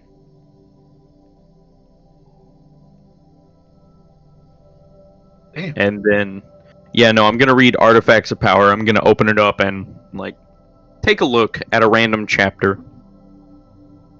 Because it seems to be a dictionary / glossary of some like very powerful artifact. Go ahead and roll me just a general investigation check. It's not going to be like you're not going to fail. It's just depending on what you roll dictates what you see. I got you. You failed with a natural 1. A 13. A 13? Okay, respectable. You kind of like, as you kind of sit down, you pump some magic in yourself, your comrades decide to take a breather, especially with all the bullshit that happened today. You start to read through your artifact book. You start to notice that the majority of it is old artifacts or artifacts made by gnomes or dwarves. However, one of them does catch your attention. It's called the Hammer of Proporos, otherwise known as Akmon. It even has like an illustration. It's a golden rotted hammer with all sorts of like dwarvish and gnome filigree on the sides of it that has like some weird little crystal starlight dust that illuminates the bottom, and the top is like a giant oval, almost egg-like shape. You're reading through it, and it states that like Purpuros's hammer works wonders and disasters. It's blessed by the god of the forge. It was used to craft groundbreaking marvels, dangerous inventions in equal measure. The god of forging rarely bestows this artifact, this weapon / tool onto mortals, but occasionally is left unattended at a magical forge somewhere known as Mount Velis. Doesn't tell you where it is. Go ahead and roll me a history check on Mount Velis for me, please. Okay. Natural 2, I don't know. Silvery barbs. You probably took a few snoozes in Strixhaven from that class. You're like, I don't know. Dwarven history. Dwarven history, snooze fest. And it continues on saying how it's a magic warhammer that is used in both combat and everything else. It says that if you're a worshiper of the god of Forge, you have like a unique bonding with it. If you're ever so lucky in your lifetime to even wield it or be next to it. It casts spells. You can animate objects, heat metal, fabricate things from it, make a magical weapon, mending or shatter things around it. It's even able to be destroyed. You would have to take it to the underworld in this realm known as Taziris. There it must be coated in some sort of weird magical clay from the Mire of Punishment, and then heated up to such a degree before it can be destroyed. Just little things like that the book tells you as you read through your hour. Yeah, no, interesting little stuffs. Yeah. Yeah. So Bayhorn's also reading. So Bayhorn, for your 30 minutes of your arcane little buddy, roll me Arcana, please. A 21. 21. Even though you're a little bit exhausted, you manage to summon a tiny version of it, a little bit bigger than a gnome this time, but smaller than a dwarf, of your electricity elemental. It kind of just looks at you, kind of like a child looking at a dog or another human, kind of just looking at you. It swerves back and forth. The Solde kind of like sits next to you and says, I see you've perfected it somewhat. Alright, this time, I remember last time I was like, I bet I could make it stay permanently if I gave it some spell slots, right? Yeah. I'm feeding it a 2nd level spell slot. As you feed it that 2nd level spell slot, it turns a little bit bigger, almost to the size of like a halfling, which is like 4, almost 5 feet at the max. And it's now just staying there. It's just swerving. You see the electricity start to shape off of it. It's currently staying. Does it look like it's on a timer, just a very long timer, or You're not sure. Alright, we're gonna see how long it stays there then. He'll chill. All right. After that, So I'll for 30 start... minutes you cast it, and then you start 30 minutes reading. Kaisai, go ahead. What are you gonna do for your short rest? I was going to try and figure out how old this place is. Yeah, roll a history check.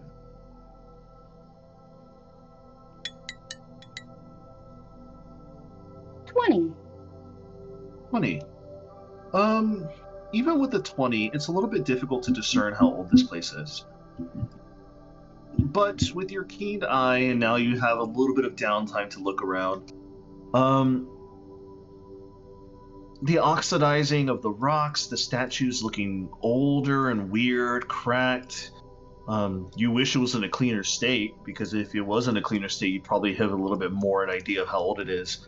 Actually, I will use prestidigitation to clean it off as I look and study. Okay, so that helps a little bit. You're not exactly too sure on how old it is, but this place, with how big the root of this tree has been here, it's gotta be almost 1,000 years, possibly. Maybe a little bit younger, maybe a little bit older. You can't exactly put a pinpoint on it, but from the amount of size a tree can grow around this place, even with magical waters, it's very old. You also are noticing that the foxes and the dogs on the statuettes, they look foreign, even to whatever Erisire normally has.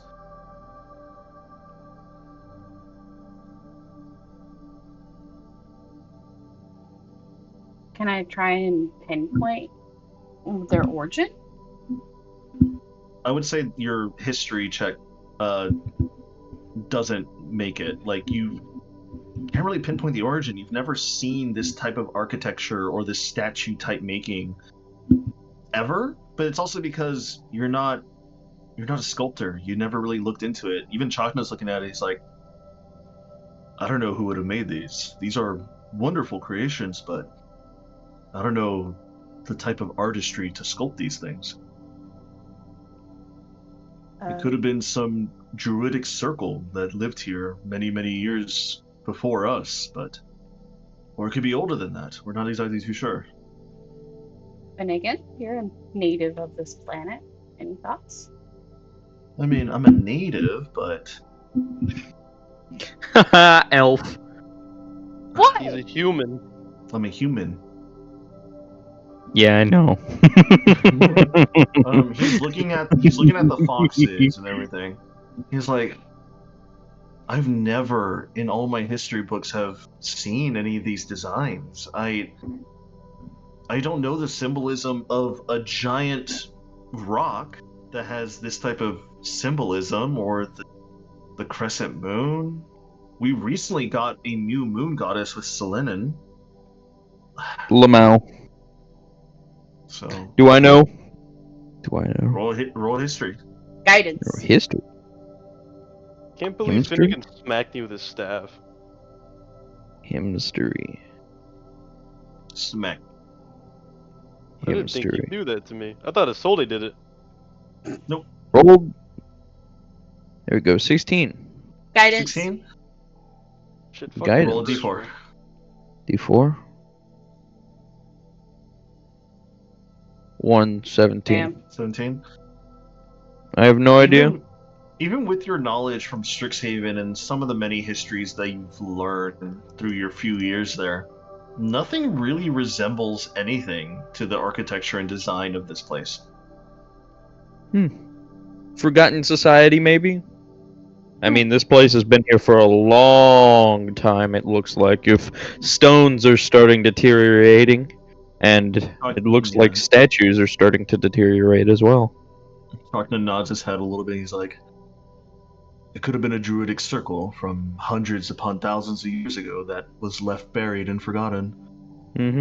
Even my people date back thousands of years, and back on the asteroid that I lived on, we still found old springs or old religious sites that we still studied before the Gith came by. Maybe this will be one of those places that we'll never know.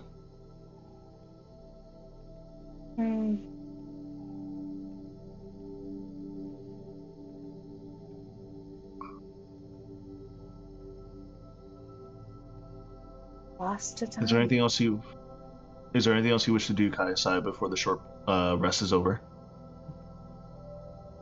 Wait a sec. No. Okay. Why did you wait a second? As we wrap up the short rest, can I go fishing? Oh my god. Sure. Where are you gonna go fish? I don't Right there need on the edge? the Okay. waters. Alright, cast a line. Go for it. I cast the line. Alright, roll me a survival or animal handling, please. They're both so bad. No. Cedric, What'd you you should roll? become a barbarian. Why? Just for shits and giggles. I don't have a 10? high enough strength score, friend. You kind of sit there for the remainder of your short break. It's probably about like 15 minutes left, and you're kind of just looking around. You don't really feel anything. You're like, maybe there's nothing that's living here. Then suddenly you feel a tug. I'm gonna wait for the perfect moment. As you're feeling the tug, go ahead and roll me, let's say athletics to see if you can ring this fish in, or whatever this is. An athletics check. A 17. 17. All of you see Bayhorn just reeling back this line on this hook that he's got, and suddenly you hear a splash of water coming out as he brings in his fish line and he looks at it.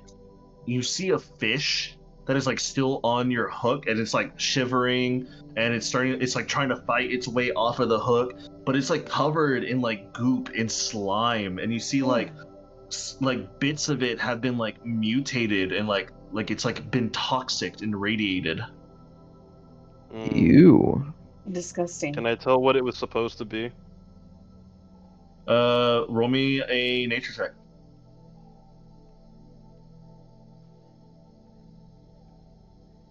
A 10. A 10? With how bad it looks based off of the slime, you could probably think it's definitely a fish water, probably a trout, maybe some sort of bass. You're not exactly too sure.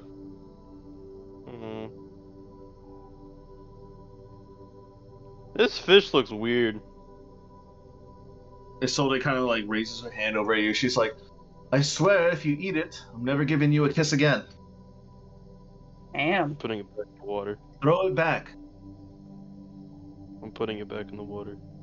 You take it off the hook and you yeet it back, and you see it like happily Actually, like wait. swim. I want to roll a strength check. How far do I eat it? Okay. Roll a strength check.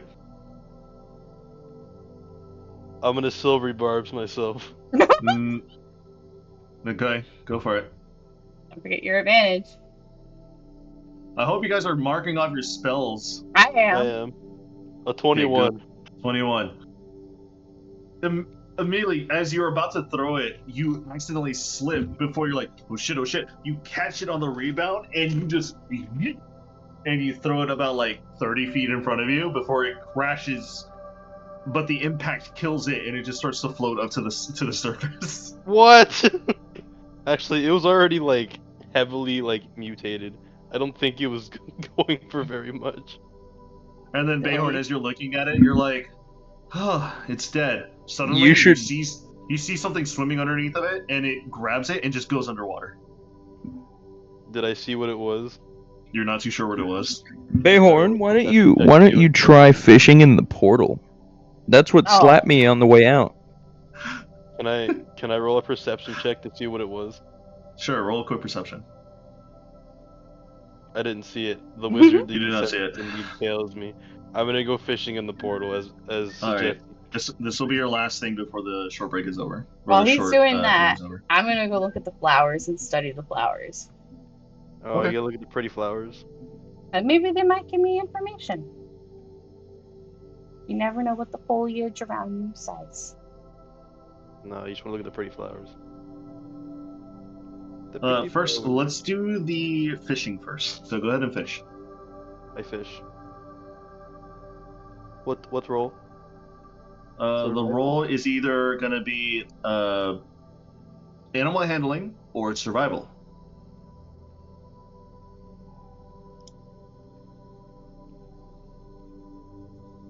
I don't like this roll.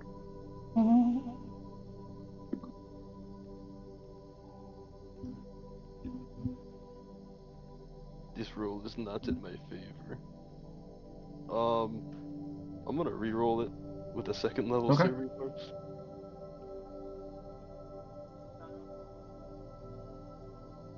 You guys remember when Kanye West ran for president? Kanye, Yeah. I rolled double threes. You rolled double threes? I rolled double. I don't think I want a silvery barbs again. You don't know. You sit there for the next like 10 minutes and nothing's biting. Damn. The fish doesn't exist.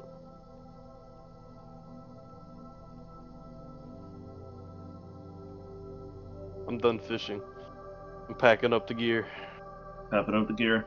I'm ready to head out. All right. Go ahead and roll me a nature check, Taisai, on these flowers real quick before we end the short rest. Oh. Yeah. Stop.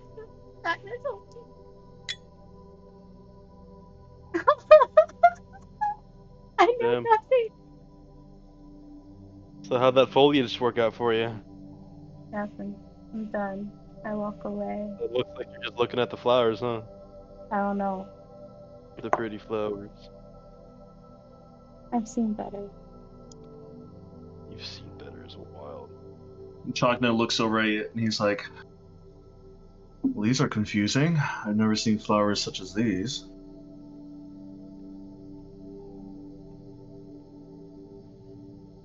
I've seen prettier. You need to insult the flowers. So, Kaisaya, as this, as you're currently looking at it and you're like, I seen prettier, how do you feel in this current moment? She's all over the place. What's your majority emotion? Relief. Relief? You start to see the purplish flowers start to turn into like a slight hue of a yellow.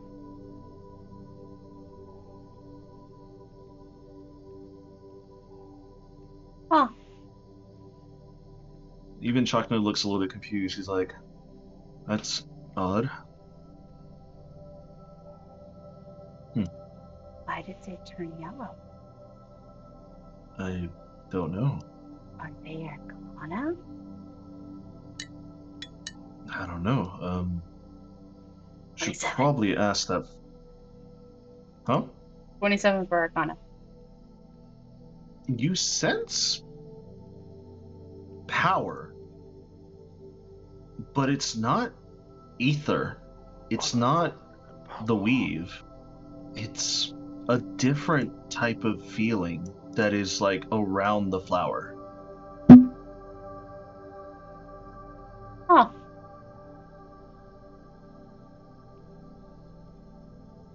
It's not a weed.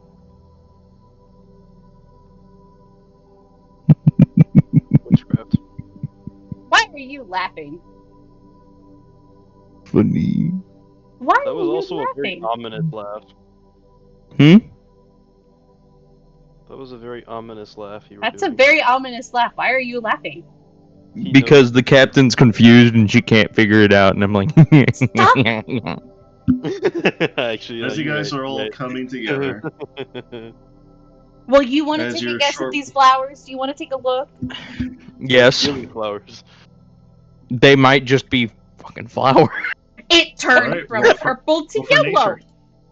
Roll It's a healing nature flowers check. then. Nature check?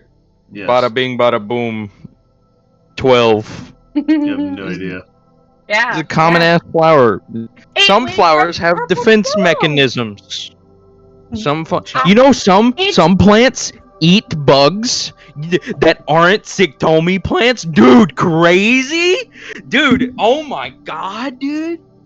You know they're called plants- Venus flytraps. Yes, we all know Yeah, what Venus no. flytraps are. But here's the thing, these flowers emanated power. Then again, you want to take a gander at this? I just want to get out of here. Why are you so fixated on flowers? Curiosity. You know what? Kill I the don't cat. see a way for us to get up, so I'm just gonna go through the portal. No, I have a way up. I got a way up. Shit, if that's how we're doing it. We got a way out. We don't need to. Please don't hurt yourself. Bayhorn, are you gonna join me? The portal looks pretty fucking fun. Bayhorn, are you gonna join me? Hang on, I wanna. It's a lot of water, so I'm pretty sure it's a lot of like magic water. Actually, wait, Adrian, DM it to me. What are the flowers? I rolled a 21. DM it to me. You rolled a 21? I rolled a 21. DM it to me. He rolled a 21 nature check. He said DM it to me. So I would say that even you wouldn't know what they are, even with a high check like that. Oh shit. You gonna turn to Kaya's side. They're fucking flowers. Let's go to the portal. Let's go, Fugler. No! We're not going through the portal because I don't know 100% where that leads, and I'm not sure it's safe. I have a solution. Finnegan also raises his staff a little bit. He's like, even I don't know where it's going. It could send you across the island for all I know. Alright, you know what? I cast Arcane Eye, it goes in the portal. What does it say? I don't think Arcane Eye will go through the portal, but okay. It won't go through a portal because you need to have a place that you know where it's going to come out of. And it's not... At the very least, you can tell it's out of range. Okay. Can I do my solution now? You want to do this? Can I do my solution now? I would do clairvoyance. Okay, what is your solution? Finnegan, here's my magic chalk. Please prep the circle. I'm gonna go get the ship ready, and I cast fly on myself. And Kaiosai flies out. Boom. And Finnegan starts to write chalk on the ground near you guys.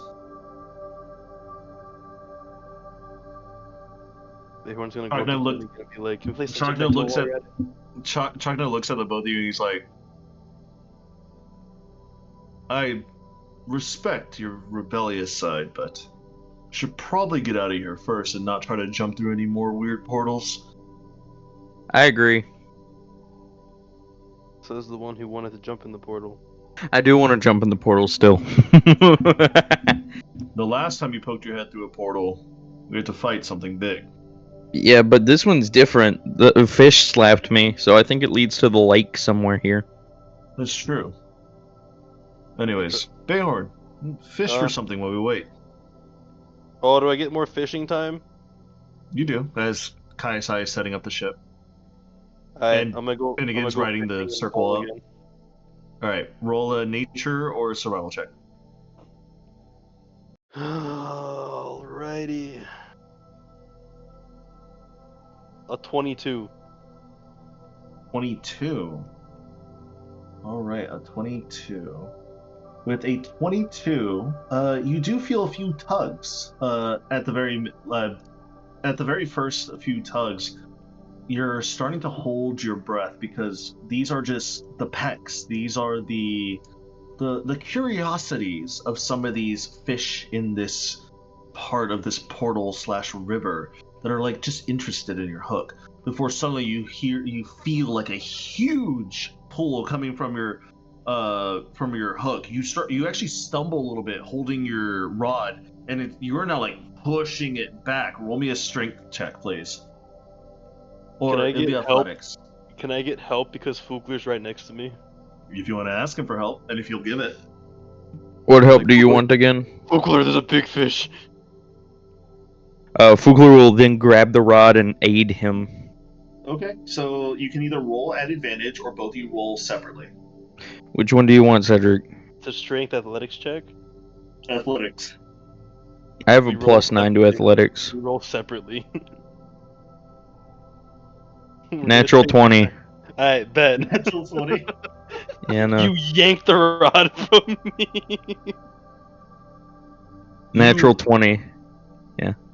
You go ahead and just take the fishing rod from Bayhorn's hand.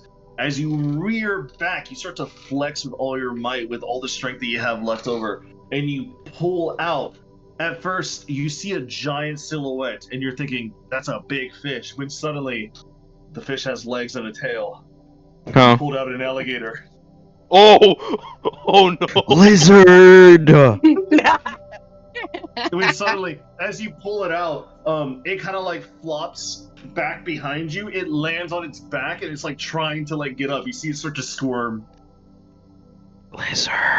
Are we having So alligator for dinner, Chef Ookler? What would you like to do for your catch? How You do don't I have kill it alligator for fast? dinner? I have a gun. You have a I gun? have a gun. You know what? Let's make Wanna this mercy kill it? American. I'm gonna hold the alligator while you shoot it in between its eyes. That's how you actually do it. Eyes. Yeah, that's how you execute them. Yeah, That's how you get. painlessly. Yeah, that's how you get It's alligators. Mercy kill. Alright. Fugler's gonna tell Bayhorn, I'm gonna hold it on the back of the head. Don't ever use this trick on me, but you are going to shoot it between the eyes. So I will say with you, I'll continue your natural 20. You immediately jump on it, and you kind of straddle it, like how they all do. Like you get onto its back, and you're holding its head down so it doesn't like try to like snap at anybody, and you're just like holding it tightly as you're waiting for Bayhorn. Alright, I'm gonna kind of rush over to it, and Yeah. I'm gonna place the barrel of my phaser Yeah. right between the eyes and pull the trigger. You pull the trigger immediately, and suddenly it starts squirming before like a few seconds before it just limps, and it's now no longer moving. Alright, we've got dinner. Chakna looks at the both of you. He's like, I'm impressed. You'd be great hunters back on my asteroid.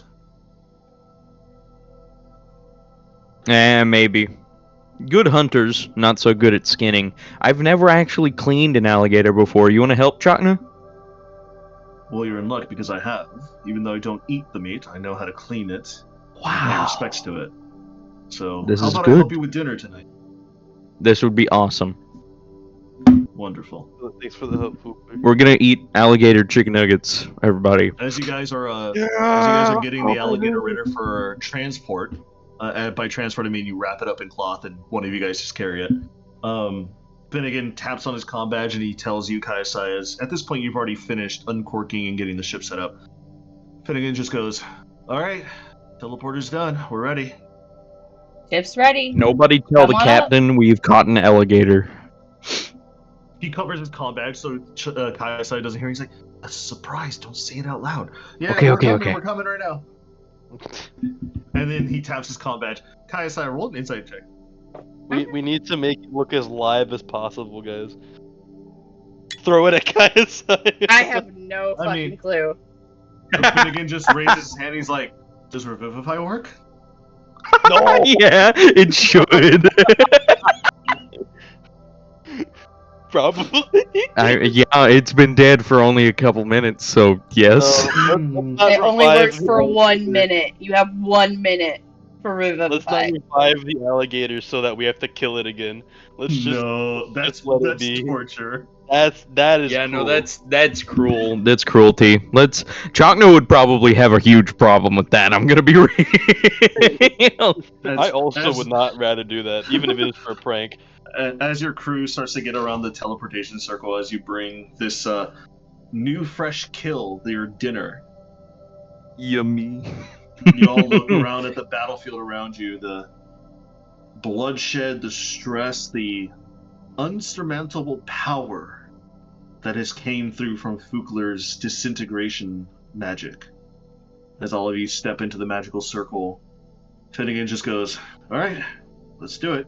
He taps his staff down onto the circle of chalk before it lights up, and all of you dematerialize for a split second, and a few seconds pass before you are now rematerialized into the engineering room, where his teleportation circle is currently placed at for the moment. And all of you guys are just sitting there, and you're seeing Kaisai is already waiting there with the coffee in hand, just waiting for you guys to teleport. And she notices that you have a big sack of something. What'd you bring back? Something. Alright, throw it at her. What is this something?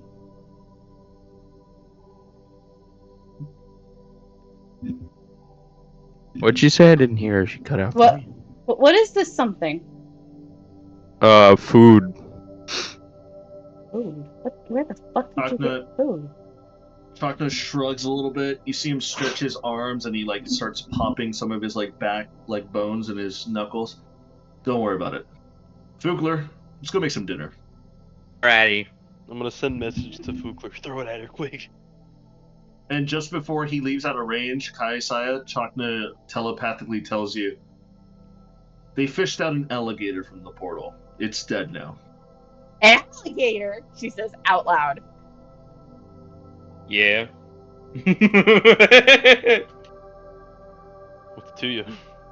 And I will say, as you guys go off to the mess hall to clean and prep up this alligator. What type of alligator food are you feeling? Well, I am not going I to know leave you this. don't typically eat meat, but I'm probably going to make something along the same cuisine style. Surprisingly, Needle has a couple recipes in here that include alligator. So. Well.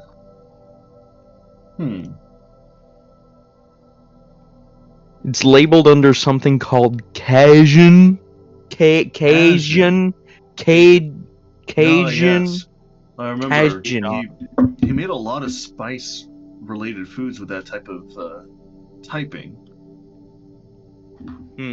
So, what exactly are you feeling? Well, I know he used to make skewers, if you wish to go more Ooh. Skewers do would be sound one. I know he used to make steaks with it. Burgers, those sorts.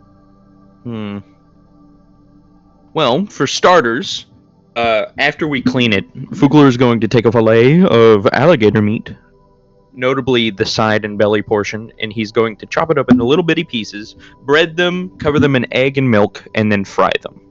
Damn, you're making me hungry. That is what's called alligator bites. Yeah, alright. I have eaten them in real life. Dude, I want to try alligator so bad. Oh my god, dude. They actually serve it in Southeast Texas, where we live. Like Cedric, we need to go to what's it called? I forget what the restaurant's called, but it's where near I live. Is it near Brownsville? I know Brownsville because that's where my aunt lives. Brownsville has some, yeah. But this is like 10 minutes away from my house is where they sell it. Because the Pine Island Bayou has alligators that naturally live in it. And they keep alligators there, and then every once in a while they kill one and they serve alligator bites. Oh my god. I'm getting hungry. And at that point, I will say, as you guys continue cleaning off the alligator and start prepping more food, roll me a D100, please, so you can see how it tastes. Alligator bites are the appetizer. Ooh. 90 fucking 2, which is accurate. Those shit are awesome, dude. All right. So, even without taste testing, you already know this is going to be a banger of an appetizer. What's the main? The main is probably going to be some sort of gumbo. Gumbo? All right. Roll that. Yep. Roll that D100. D100.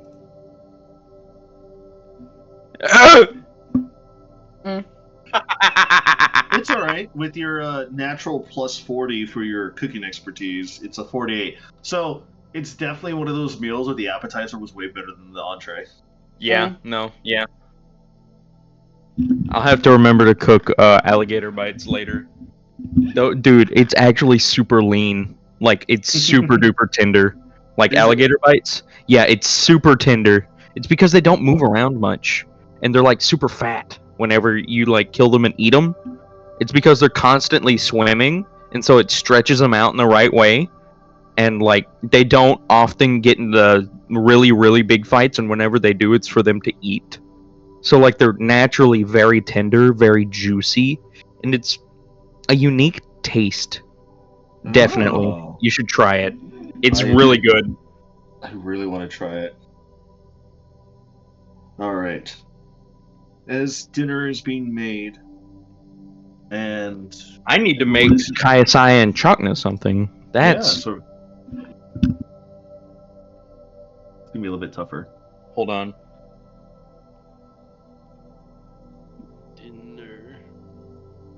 Dinner. It is time. Don't worry, we're about to finish up soon.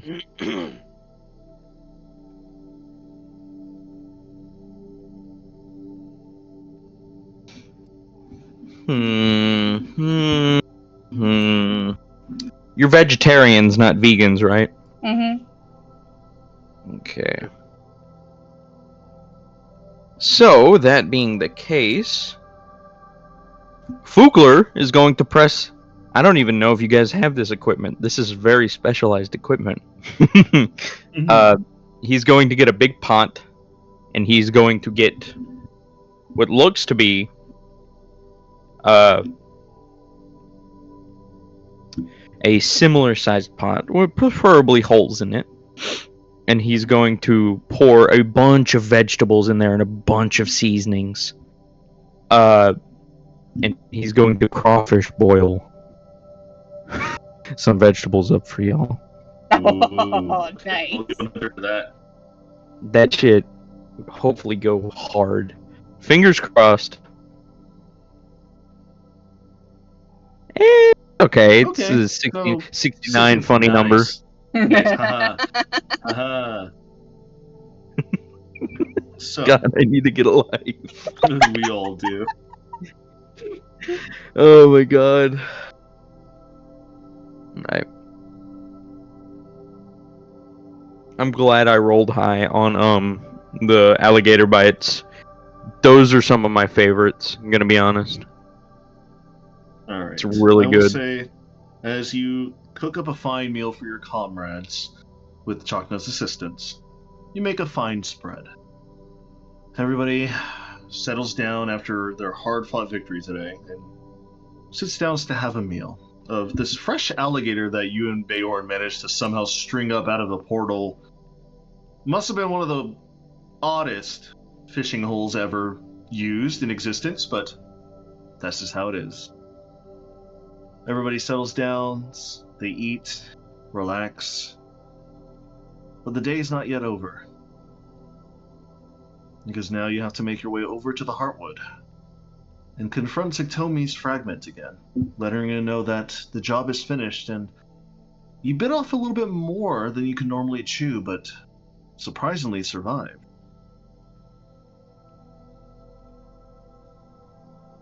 As you all finish up your meals and you all get ready,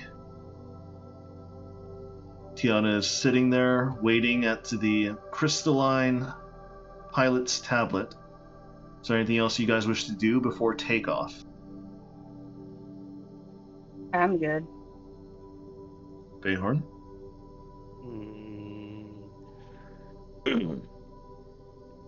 No. Cedric? Is there anything else you wish to do before takeoff? No, not that I can think of. Alright. As Tiana kind of looks at all of you and she's like, Captain, say your word. Take us out. I like those words. And she kind of swivels over in her chair and she starts pressing all these crystalline buttons together before you all feel that magical shift of weight of energy before you guys all start to lift up into the air. I need all of you, as you guys are taking off, everybody needs to roll me a D100. No.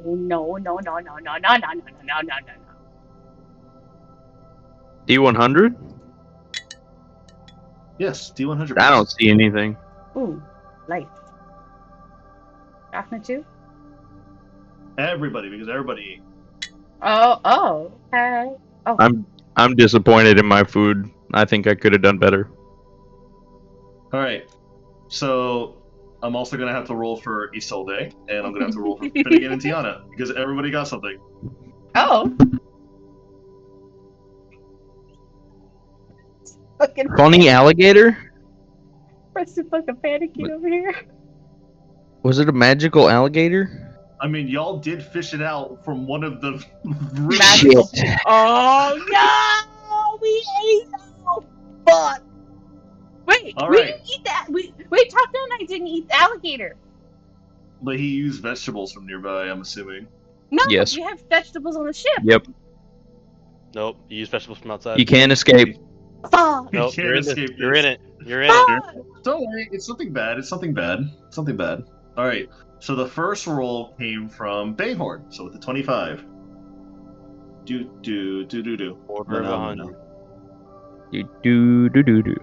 Mana. All right, let me Can I go grab back to my. being Bayhorn the Rogue? No. I mean, no. No. Hey man, as much as summoning a whole ass dragon was fun, I'm really tired of not being able to see things. Fair. That's fair. All right, so Bayhorn. Oh. For the next few hours until your long rest, you're immune to disease. Yay! Well, you get a side effect of what I usually have on a daily basis. Yay! Kaisaya, with Thanks 42, for making my thing that I got sound so helpful. roll a d8. Fuck you, Yeah. cunt. What'd you roll, Kaisaya? 3. Until your next long rest, you are resistant to cold damage. Fukler, 23. Yep.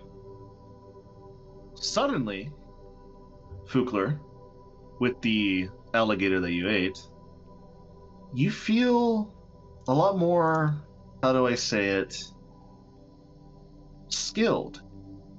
You feel proficient in. You feel like you can perform some things pretty well now. Proficient in what? Performance. Oh no. Be a bard, bitch. Wow, that's so useful. Womp womp. We've Knock got never a had. 92. We have never had a perform. I think we've had a performance check once. This entire campaign. Y'all really don't do anything with performance at all. Like, at all. You guys don't even make an attempt to as well. Chakna, with the 92, gets a +1 to AC until his next long rest. Yeah, his AC's 20! Tiana gets proficiency in medicine. That's actually pretty helpful. That is pretty helpful. And finally, Isolde and Finnegan. Finnegan. I swear if he gets time travel again, I'm gonna be upset. No. Finnegan also, since he rolled a 13, also gets proficiency. Finnegan's proficiency in history.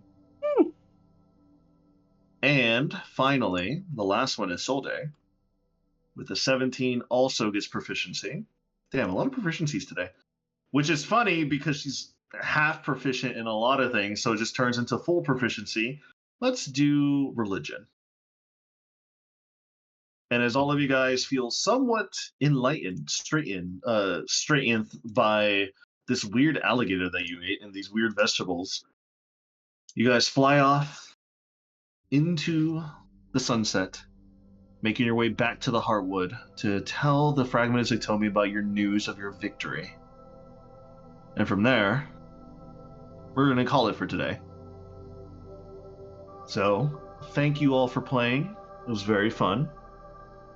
Can't wait to play next session so you guys get access to the library.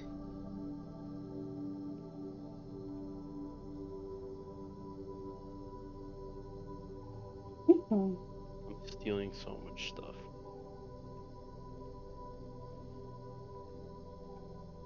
So, thank you for playing. It is now dinner time for Cedric, and I know Preston's been eating little by little recently, and I'm getting hungry. I am very hungry right now. I'm gonna go eat food now. Alright, so I'll probably hop out of the D&D room, and I might join if you guys are still hanging out. Oh, Adrian. Yeah. So, what's up, Cedric? I re-hit silver 1. Congratulations. I'm proud of you. He did it, I'm one everyone. drink, so. He did it. But hopefully we'll play this weekend if you guys aren't too tired or of the bullshit from school. But at this very point in time, I'll catch you guys later. Okay. That was fun. Let me exit out of here.